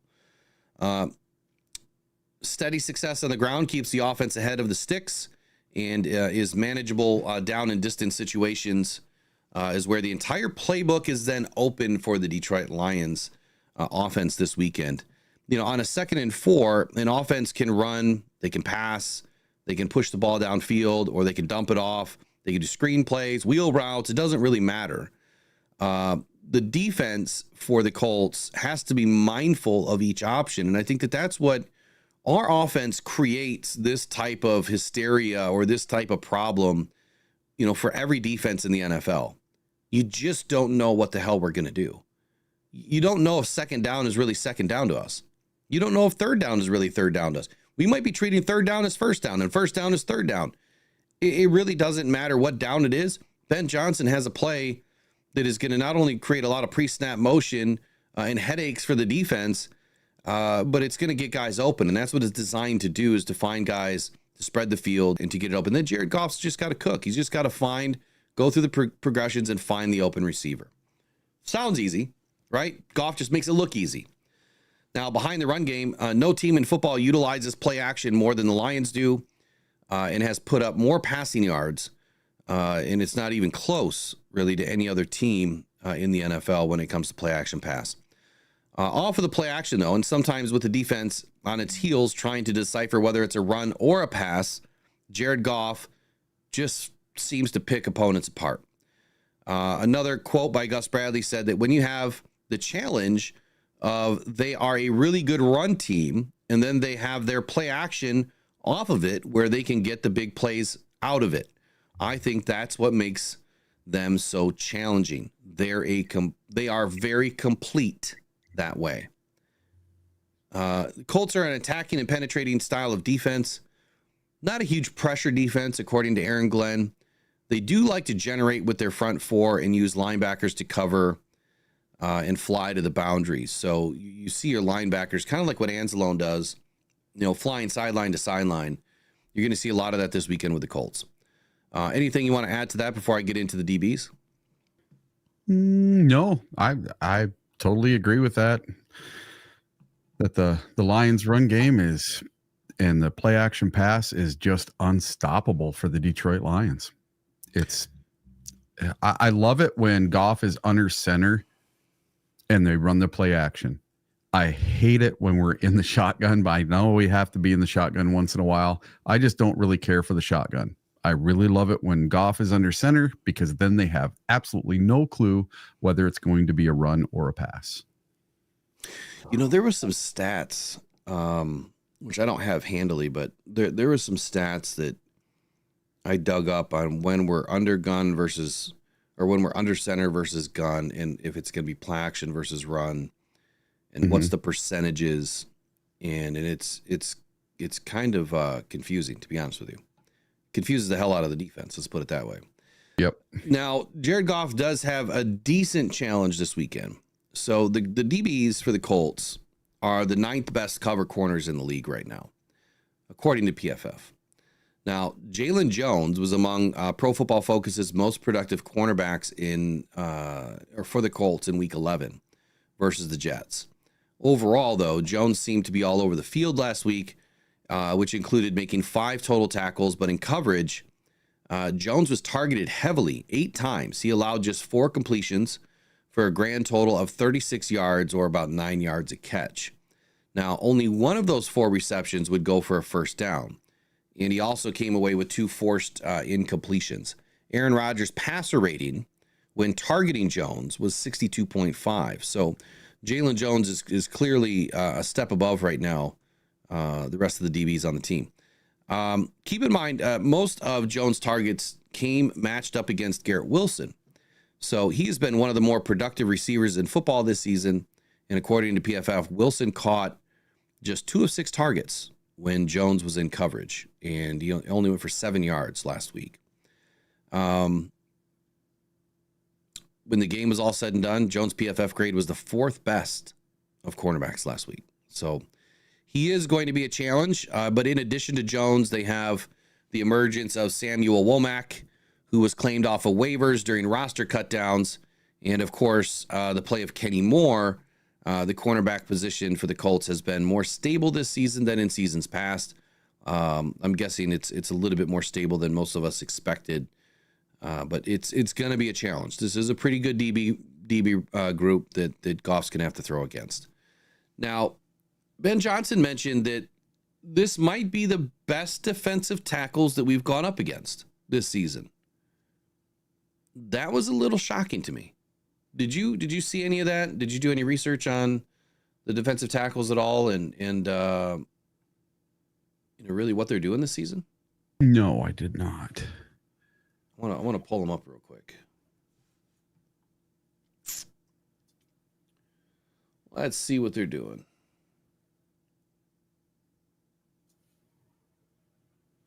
So I'm just going to look at the team reports for defense here. Take a look at their DTs. All right. Edge rushers. So the guys that are getting the most play right now is Layatu Latu, rookie. Odeingbo, I can't say his name. Deo Odeingbo, and Kwity Paye. And so 3 formidable defensive ends, edge rushers, that the Colts have. I mean, that's a pretty solid edge group. Latu, I'm not fond of. Wasn't fond during the draft. Still not really fond right now. On the defensive line, though, you have another guy that I really like this season, coming in out of the draft is Adebawore. And then they've got Taven Bryan, Raekwon Davis, and Grover Stewart, and then DeForest Buckner. So again, not only do they have 2 guys that can really step in, but they also have 2 guys that they can back them up. So they're pretty deep along the defensive line. DeForest Buckner's pretty solid, and Grover Stewart's one of the best to do it right now. Both of those guys have pretty decent PFF grades. And when we look at pressures on the season, they don't have a ton, 13 and 19 respectively. And on the edge group, Latu has 26 pressures, Odeingbo has 30, and Kwity Paye has 25. But as far as sacks, Latu has 3, Odeingbo has 4, Kwity Paye has 6, Raekwon Davis and DeForest Buckner both have 4 apiece. Overall, this group has 166 pressures, 29 sacks, 33 quarterback hits, 104 hurries out of that group with 5 batted balls. So let's compare that to the Lions. What do you think? Do you think the Lions are going to be better or worse? Probably a little bit better. I hope so. Let's find out. I would think. The Lions have one of the best defensive groups right now in the league. And it's crazy, right? I mean, I expected it. I'm probably one of the very few that's out on this limb by myself that thought that this pass rush by committee and the way that this defense was starting to shape up was really going to work well for us. And it has. It really has. So if I were to compare this to the Lions have 207 total pressures on the season. They have 29 sacks, which would be exactly even with the Colts. 37 quarterback hits to their 33. 141 hurries to their 104. So Lions are definitely better, and get this, with 1 game less played this season because they already had their bye week. Yep. So that's pretty good. Pretty solid. What do you have? What's next? Well, let's talk about something right now. So the Lions have had some really big leads this season. So how big of a lead should the Lions have before pulling their starters out of a game? And what quarter should they do it? And what should the score be? So how big of a game should they have? Because when Aiden Hutchinson went out of the game, the Lions held a 34-6 lead over the Cowboys, and they went on to win 47-9.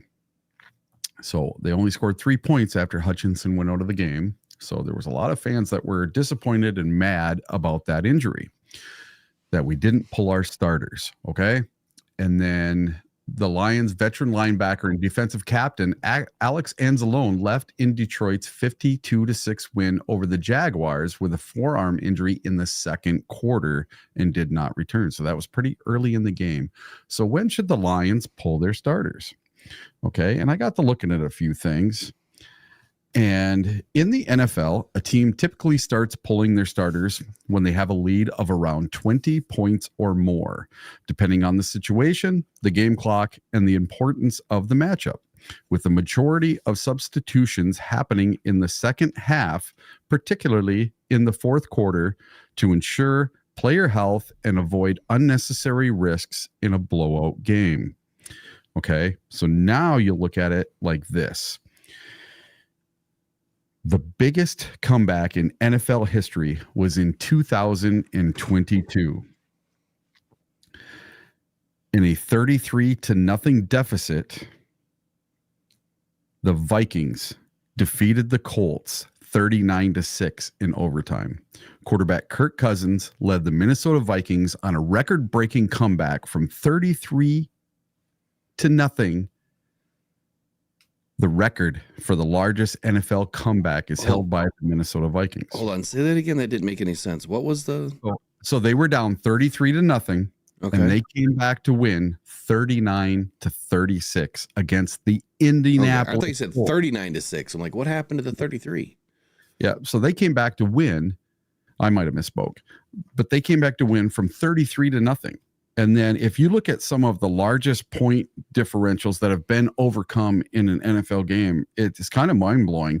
So there was a 32-point game that the Bills came back over Houston in 1992, a 28-point game where Indy came back over the Chiefs in 2013, and another 28-point game where the 49ers came back on the Saints in 1980.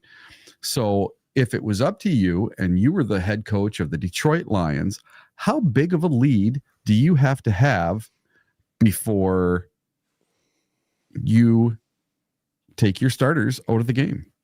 And when would you do it? In the second half, in the second quarter, in the third quarter? You know, do you think that Dan Campbell should have taken Alex Anzalone out in the second quarter of a game? No. Do you think that he should have taken Aiden Hutchinson out in the third quarter of a game? No, Okay. absolutely not. So look, you don't expect to take any starters out, period.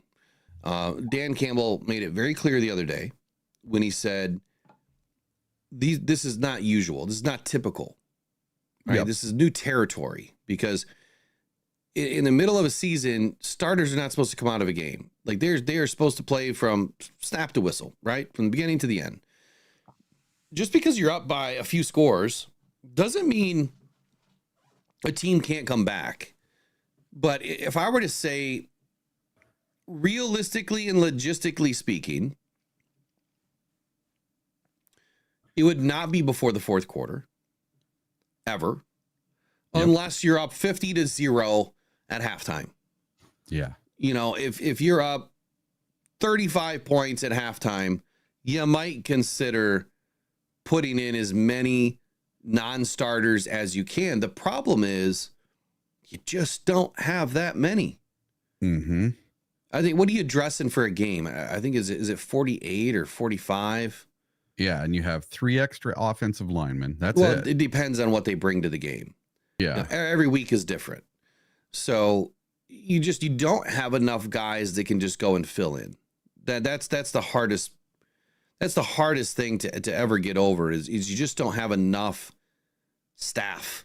You don't have enough players. Mm-hmm. But I would say if it were me and you know, you're in the third quarter, number one, it's got to be a 24-point lead.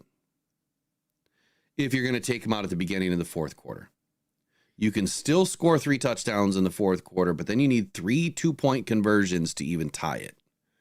Yeah. So a 3-score lead for me is the ticket. 3-score lead. And that's 3 scores, you know, or 4 scores. If that's 3 touchdowns and a field goal that you're up 24 points, that's 3 scores and 3 2-point conversions, which is extremely difficult to get.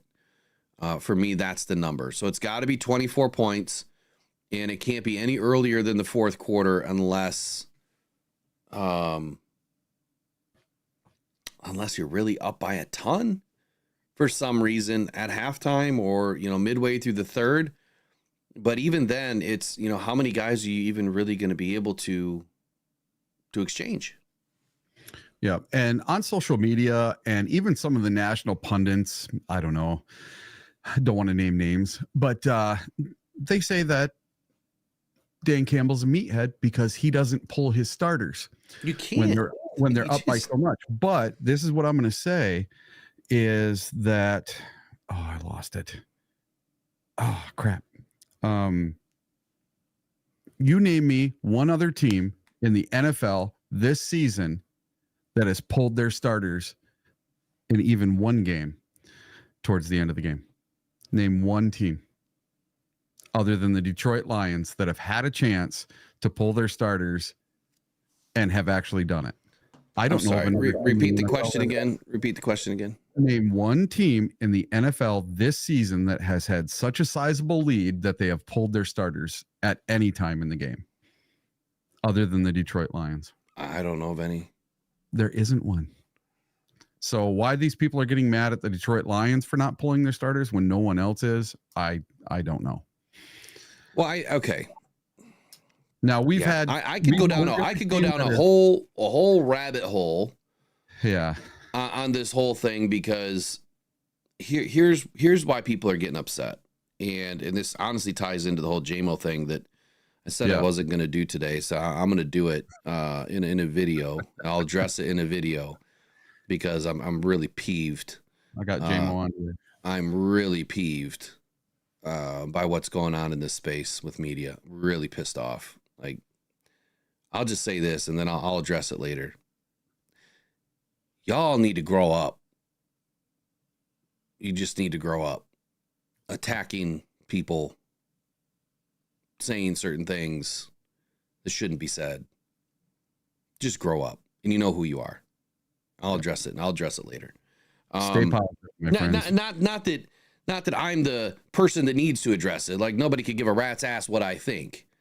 But what I saw this week just really unnerved me because it's like we got a great football team. We got a lot of wonderful people that cover this team, and they're all putting hard work in and doing a great job. And for whatever reason, this one group of people just want to go and attack people, and it doesn't make any sense. And I will say this.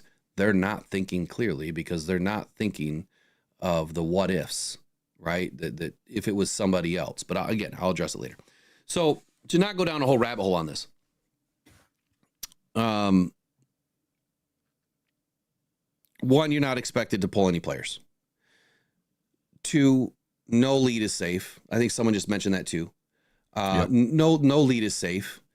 And in three, you can't blame Dan Campbell for not pulling players because you've got to have the right personnel to be able to do it, right? You have to have the right guys that you carry into the game to be. You may not even have anybody to sub in. And then the question is, well, which guys do I pull out? You know, do I have another right tackle for Penei Sewell? I mean, yeah, I have another quarterback for Hendon Hooker, okay, or for Jared Goff, Hendon Hooker. I probably have an extra back, that I can put in for Jameer and Montgomery. Those three positions you could probably do something with. Defensively, You probably have an extra couple of cornerbacks that you could sub in. You might have an extra safety, maybe. But that, I mean, really everyone else is going to stay. There's not a whole lot that you're going to be able to do. I think why people are getting worried and why they're kind of jumping on Dan about this is because of the injuries. And when you look at how many players that we have lost, and everyone's just like, oh shit, like, come on, get everybody out. We've got this huge lead and we can't lose another player. And we're trying to win a Super Bowl. So trying to keep everybody healthy. And yeah, I get it. I say the same things. Like, pull your guys as much as you can. And the more I thought about it, I'm like, you're kind of stuck. Now, I mean, do you think that they're going to go into the game thinking, okay, we're probably going to have to pull players in the fourth quarter, so we've got to bring these guys into the game with us? No, that's not what they're thinking. They're thinking we've got to go win this game. This is the NFL. It's any given Sunday. We have to go to the game with the players to win, not to sub, to win. And all of those guys on the team typically play on a Sunday. So I get it. I think Lions fans feel it, like we're so close, and they just don't want to lose another Hutchinson. They don't want to lose another Kaminsky. They don't want to lose another Anzalone. They don't want to lose. Do you know what I'm saying? We keep losing all these players. Yeah. And so I get it. I wholeheartedly understand.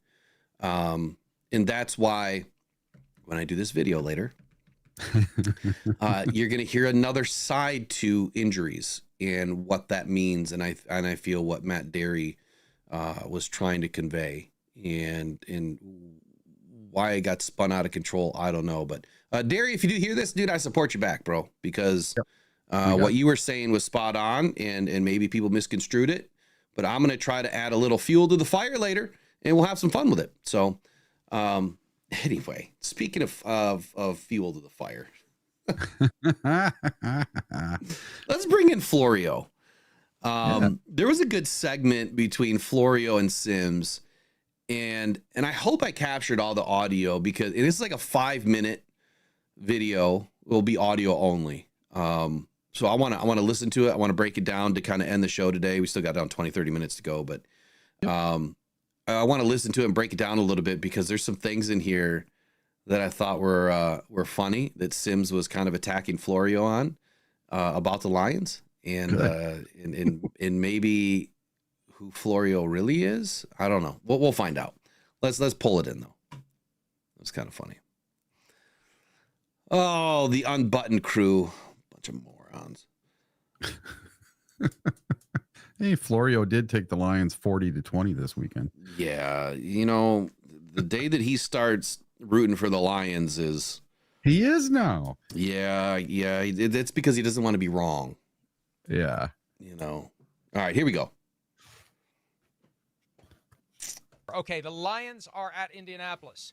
Lions, who have been, and it's not like they're killing everyone, but they've killed enough teams that we just think they can kill everyone. They've won 3 games this year by 38 or more points. That's the first time anyone's ever done that, and they've still got several games left to do more. 7.5 favorites against the Colts, 50.5 over under. 87% of the spread bets are on the Lions, and you have picked the Lions to win every week this season, which means you've been right 9 out of 10 times. I can't imagine you're taking the Colts in this one. No, I'm not. There's some problems posed by the Colts and what they do. But the Lions are on a march right now that you kind of explained it. Those are things that only teams that win the Super Bowl do, right? Or lose the Super Bowl in some way. They are clear-cut playing the best football out of anybody. It's not even close in football right now.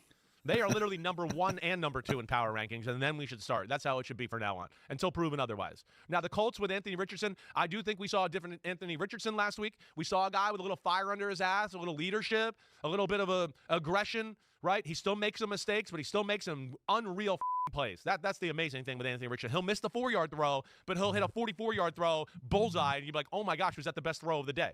All with that said, though, right, I have too much respect for the Lions, their defense. The Lions are very good at stopping the run. That's where it starts with the Colts, is running the football, and then they go off of that. The Lions don't let you in the end zone. They got one of the best scoring defenses in football. And I do think this is a game where Anthony Richardson will turn the ball over maybe once or twice against this hectic, very creative schematical scheme the Lions have on on that side of the ball. And then ultimately, because of that, I just think it's going to give them some extra possessions. And there's no way you could stop that Lions defense consistently. I got respect for what Gus Bradley's doing and all that on that side of the ball, but this Lions offense is high flying, and the Colts defense is not that. This is not a great defense. I'm going to take Lions 30-20 in this one. So you do have the Lions winning, you have the Lions covering. And there is another way that a special season like that comes to an end. It comes to an end because a kicker who hasn't missed a field goal or extra point all year, this is a 39-yard field goal, there he is. up 7. The wicked witch of doom. Thank you. The wicked witch of doom. It happened. Yes. How the do you think I got this way? Yeah, I know. How do you think I got this way? I don't know, but why didn't you abandon ship a long time ago and just go to the team that's right by you that's really your favorite team, but you don't want to admit it, and instead you root for the damn Vikings, and you don't like them. I've never seen a guy hate his own favorite team and love his second favorite team more. I've never seen anything like it. Two things. First of all, I've got one foot off the ship, if you can't tell already. Secondly, if I had been a Steelers fan growing up and would have enjoyed Super Bowl 9, Super Bowl 10, Super Bowl 13, Super Bowl 14, I would not be sitting here right now. I would have never had the kind of lingering interest and unrequited passion for football that would have kept me following it as closely as I did. I wouldn't have. So I never would have stumbled into this business. I wouldn't have cared enough about football to have a voice, to even say anything about it, to follow it as closely as I have since Super Bowl 11 when the Vikings lost their 4th, and I began a vigil that has lasted 48 years. Yeah. I'm getting to the point, as we established on Monday, where I've had enough. I'm very dangerously close to having enough, because you can only unwrap the same present so many times before you decide, I got more socks than I can ever wear. I don't want socks anymore. I've had enough. You're 8-2, and you should be 9-1. I don't give it. I've had enough. Yeah. They're not winning the Super Bowl this year. They're not winning the Super Bowl this year, and if they get there, they're not going to win it. Whoever comes from the AFC is going to beat them. Anyway, that's where Doom. Okay. Keep it going, Doom. What's your score? My score for the game Lions, that you talked about another team with. What is the score? You're the one that you made me do it. 42-20, the Lions win. The Lions continue their special season, only to be derailed in the postseason by Matthew Stafford. I'm telling you, if I'm Lions fan, and you should talk to Ahmed about this, that's my biggest fear. The Rams win the division. The Rams come back to Detroit. Stafford almost got him in the playoffs last year. Yep. Almost got him week 1 this year. I don't want to give Stafford a third chance. I would be beside myself. Irritable bowel syndrome, Tums, every type of medication necessary, because I don't want Stafford coming back, because I think if he comes back. Okay, the Lions are at... All right. I'm going to start with this. Florio, you are IBS. You are the epitome of IBS. Every time I hear your voice, I get IBS. I can't stand Florio. I really can't stand Florio. But he made a good point.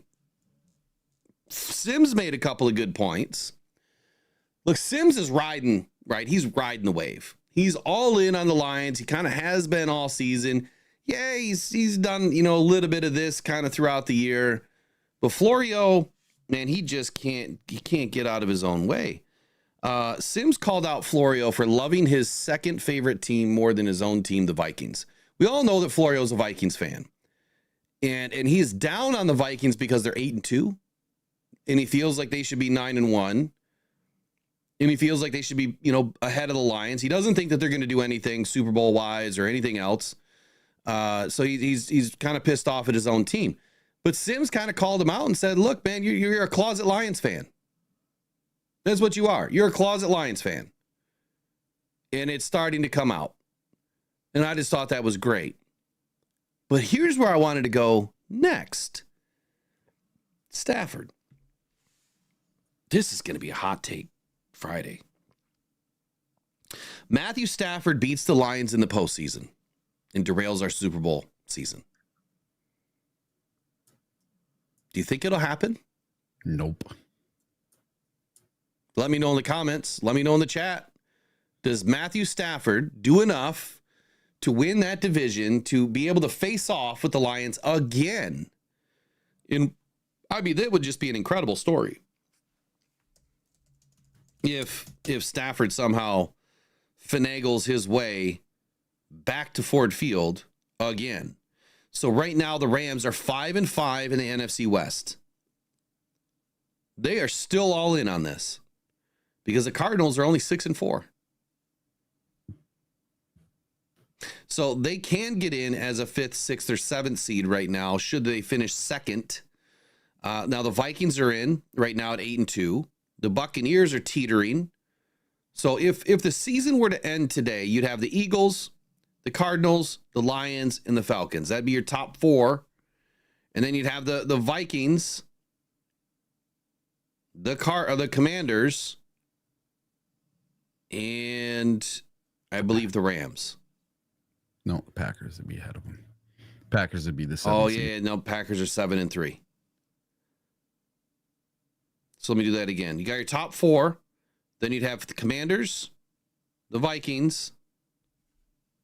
So 4, 5, 6, and then the Packers 7. So the Rams wouldn't make it. But he thinks that the Rams are going to come back, somehow inch their way into the playoffs, and then derail the Lions. I will say this. I don't want to see Stafford in the playoffs again. No. I do not want to see the Rams, period. I think it's a great point that he makes, that it is going to be very difficult to beat the Rams a third time. And it is. The more you face a team, the harder it is to beat them. The Buccaneers beat us on the third try in the last, 18 months. This would be the Rams' third try. And you know what they say about third time's a charm. It is very difficult to beat a team 3 times in a row. So I would agree with that. We don't want to see the Rams. Be the third time in our house. Yeah. With the Rams. Oh, Florio. But I just don't see it. I see the Cardinals taking that division or the 49ers. I just don't see the Rams taking it. Well, I mean, when you look at it, the 49ers 5-5, Seahawks 5-5, Rams. Mm-hmm. So they all have an equal shot right now. Yeah, they're all 5-5. So it's either going to have to be a Packers letdown where they lose a few games, because right now we have 3 teams in the NFC North that are going to the playoffs. So now let's have a conversation about that. Well, I got a little tidbit for you. Sure. Okay. So the 49ers are playing our hated rivals, the Green Bay Packers, at the Green Bay Packers this weekend with a little bit of snow on the ground. Mm-hmm. Okay. So this in from Yahoo Sports. Quarterback Brock Purdy appeared to experience discomfort in his right shoulder as he threw some passes before the start of 49ers practice on Thursday. San Francisco's head athletic trainer, Dustin Little, was seen rubbing Purdy's throwing shoulder. Then Purdy left the field before the start of practice. Purdy's status for the 49ers' critical Week 12 game against the Green Bay Packers appears to be in question due to the condition of his right shoulder. He did not practice yesterday. Okay. Well, that's not good. So you've got the 49ers headed to Lambeau, right? Yep. And their backup quarterback is Brandon Allen, whoever that is. Oh, sounds like Brad Allen's cousin. Yep. And he would get the start if Purdy weren't unable to play. Well, I will say this. I think it would be better that just the way that it's lining up right now, I think it would be better that the 49ers go in and beat the Packers. Yes. But at the same time, a 49ers loss, I think that we can handle the Packers, and I think that the 49ers are a better team if they're healthy than what the Packers. I think they present a different wrinkle than what the Packers do. I think the Packers defense, man, if they're all on it, great. But I think, didn't Jair Alexander, didn't he just suffer a season-ending injury yesterday? Yeah, he's out for at least 4 weeks. Yeah. Yep. So yeah, I don't know. I mean, it's kind of like a double-edged sword, right? Do you want to face McCaffrey and Ayuk and Debo and Brock Purdy again, for a third time in the playoffs, or do you want to face the Packers for a third time this season, a team that knows us very well, plays us every single season twice? Mm-hmm. I think the matchup is better with the Packers, meaning that it's going to be a tougher game. But I think that the 49ers offer a different wrinkle in that they have, in my opinion, more weapons. Yeah. Who's healthier? I don't know. I don't have it in front of me right now. No. And I think that this Packer 49er game is going to boil down to a similar game that the Lions and Packers had. Horrible weather. And it's going to be run game, run game, run game. Who can run the ball the best? That's who's going to win that game. Well, that doesn't help. That doesn't help the 49ers. I mean, I think that they have McCaffrey on a pitch count right now. You know, he's on a pitch count though. He's not. He had over 100 yards on his first game back. He's just not the same back right now. I mean, any given day, those tendons can flare up, and he could be out for a couple weeks. Yeah, I think that they really did him a solid by giving him some rest for several weeks and allowing him to heal up, because they're expecting to get into the postseason, but right now it's not lining up for them. They've had a tough go at it this season. And, my two calls in the beginning of the year is I said the 49ers nor the Chiefs are going to make the playoffs. Right now, I still believe the 49ers are out. And obviously the Chiefs, they shut me up. But that one loss that the Chiefs just suffered is one of many that are coming. Let's go around the league real quick. I'll say this. I will not count the 49ers out until after we play them. We'll see how healthy they are. So NFL standings right now, here is your playoff picture.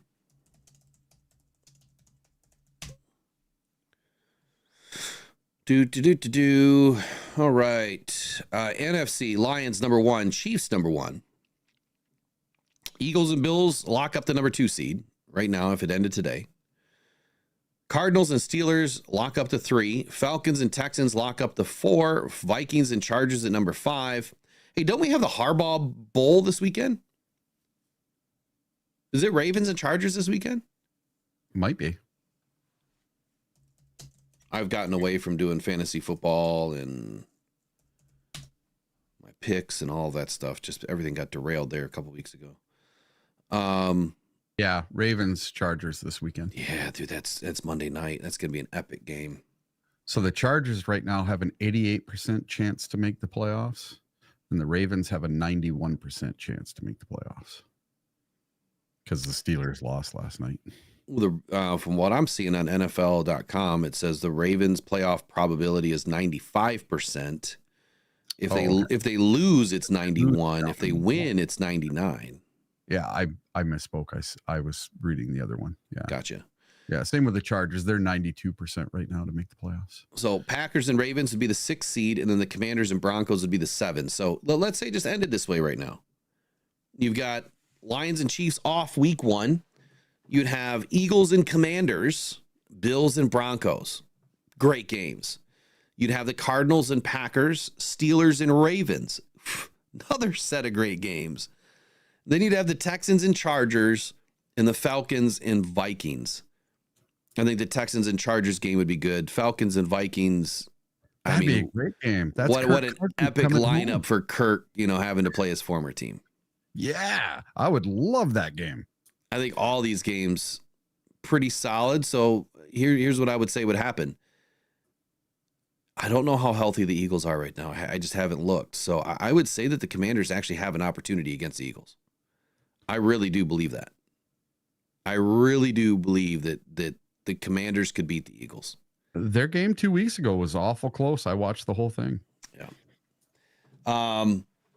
Appreciate you, Mike P. Appreciate everyone that joined us this morning. I'm gonna try to wrap up with a little around the league stuff here for a moment, and then we'll head off. We'll get some videos out today. I'm probably gonna have a Saturday show tomorrow.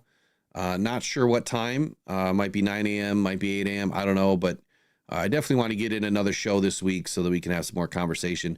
We've got to get the phone line up and rolling. So we've got to get people calling in.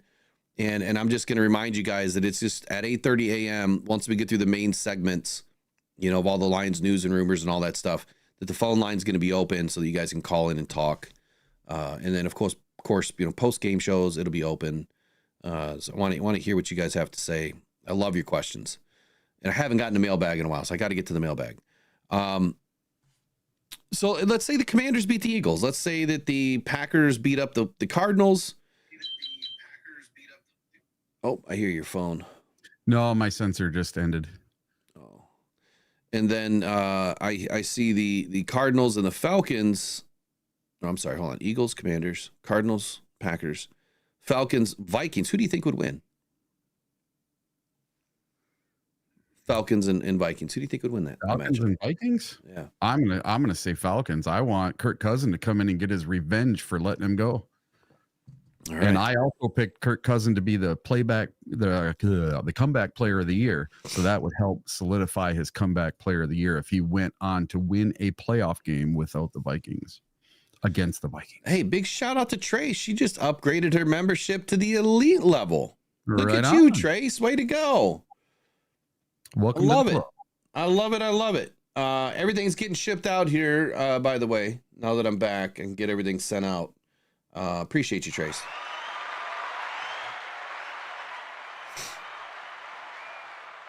Eric, did you get your seat back yet? No, I have not. Oh, well, they shipped it when I was there the other day. Okay. I'll look for it today.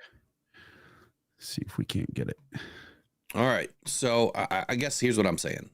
If the Lions have to go up against the Commanders, the Packers, or the Falcons in their first game at home, who do you want? What are my choices? It would be the Commanders, the Packers, and the Falcons. I want the Packers. You want the Packers? See, I I don't. want to destroy them at home, just like we're going to on the week after Thanksgiving. No, I think that we would end up getting the Commanders because they're the lower seed. They'd be the lower seed, yeah. I like the odds of going against the Commanders. I mean, even though Jaden Daniels is an absolute weapon, I think that would bode well for the Lions. Going up against a younger, less experienced quarterback with the style of defense that we play, I think it would be a win. On the other side, it's going to be at Ford Field as well, and our crowd in the playoffs is unbelievable. yeah, Daniels won't be able to handle that. No, I don't think anyone's going to be able to handle it. no. All right, so Chiefs and Broncos. Chiefs. Week 1 bye. So you'd have the Bills and the Broncos, the Ravens and the Steelers, and the Texans and the Chargers. So I'm going to go ahead and say that the Bills will beat the Broncos. And the Steelers and Ravens, that's a crazy game to me. Like that is a tough game. Yeah. So the Steelers just beat the Ravens 18-16 on the 17th of November. So just a week ago. And I think that they could do it again. And then they just lost to Cleveland in a thriller. Yeah, last night though, you've got all the weather impacting everything too. So I'm going to go ahead and say the Steelers will probably pull that one out. Knock the Ravens out for us. So you got the Steelers, the Bills, and then you got Texans and Chargers. Who wins that game? Right now I'm going Chargers. They look very unbeatable right now. So I'm going to roll Texans, and that's because they have Nico Collins back and Will Anderson. So I think the Texans are going to level up. They added 2 dynamic players to offense and defense. So you'd have the Bills, the Steelers, and the Texans, and the Chiefs on the other side. You'd have the Lions, the Commanders, the Packers, and the Falcons on the NFC side. So then you'd have the Chiefs versus the Texans, and then the Bills and the Steelers. What do you think? Chiefs, Texans, Bills, and Steelers. I would take the Chiefs in that one, and then probably the Steelers. I'm exact opposite. I think the Chiefs drop to the Texans. Ooh, I think the Bills pull it out, and you've got a Bills and Texans divisional matchup or an AFC Championship matchup at the Bills. And then I think that you have the Lions and the Commanders. Lions win, obviously. And then I think that you have the Packers and what would be, hold on. You'd have the Commanders. Wouldn't that be Packers? And then you'd have the Falcons. So you'd have Lions, Commanders, Lions win, and then you'd have Packers, Falcons win. So it'd be Lions and Falcons in the NFC Championship. That'd be awesome. And then I think it's a Lions and Bills Super Bowl. Fantastic. I'm ready for it. Let's do it. I think that's where it's going. I can't wait. We're getting closer. So Tuesday, we'll do this on Tuesday. New segment coming. Eric's responsible for it. Tuesday trivia. Oh, We're going to do a little Tuesday trivia. We're also going to do Tuesday's tracker is going to be tracking playoffs now for the rest of the season. And so I'll bring in the playoff predictor. It's going to be a shorter segment. It'll be like, 10 minutes or less just to get through it, kind of keep everybody up to date on where we're hunting, where we're tracking, and what's lining up for us for the rest of the season. So again, I appreciate everybody for joining the Rocked On Detroit Lions Rise and Grind morning show this morning. Man, we've got a great weekend ahead of us. We've got snow in the forecast. We've got lake effect snow, I guess, coming. Oh, really? Not excited about that. So Eric, be safe on your travels tomorrow as you head down to Indy. I'm not sure if I'm going to the game yet or not. I really wanted to go, but I have a feeling I've got too much crap to do, and I might be stuck home. So we'll see. We'll see how it goes. I'll let you know tonight if I'm going to be able to go or not. All right. Well, my offer still stands. If you need a ride, we'll pick you up. We'll bring you back, drop you off Sunday night. Yeah, I was thinking about that. So like the way you'd have to go way out of your way. No. Yeah, because I'm straight down 131. Yeah, we just go over to 131 and head on down. Oh, you don't go the other way to go towards Detroit? We don't need to go towards Detroit. We just got to go straight down to Indy. All right, we'll figure it out.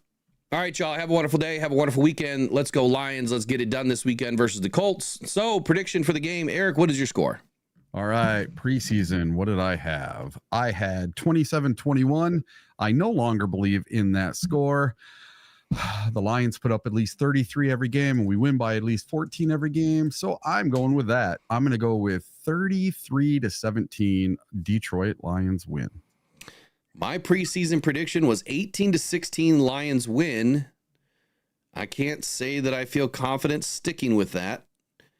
I do believe that this is going to be a tougher test, just like I said during the Texans week.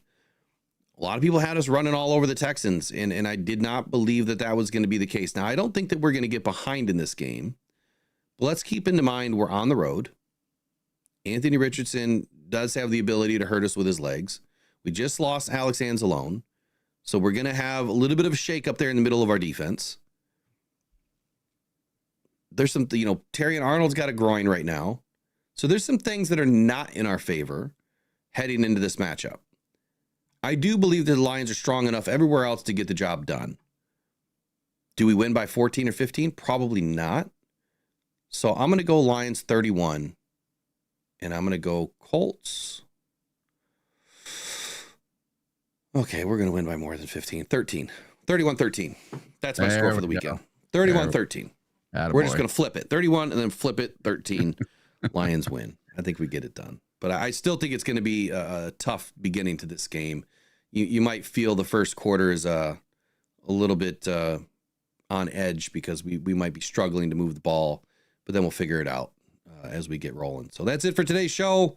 You guys enjoy your weekend. Let's go Lions. We'll see you guys in the next one. Take care.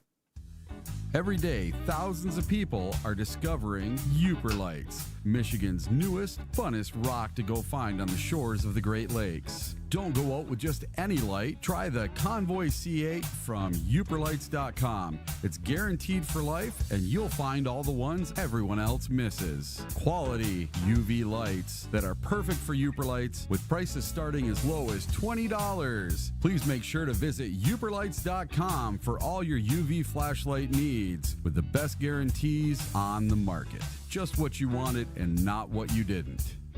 The best quality, the best guarantees, and the best UV flashlights from uperlights.com.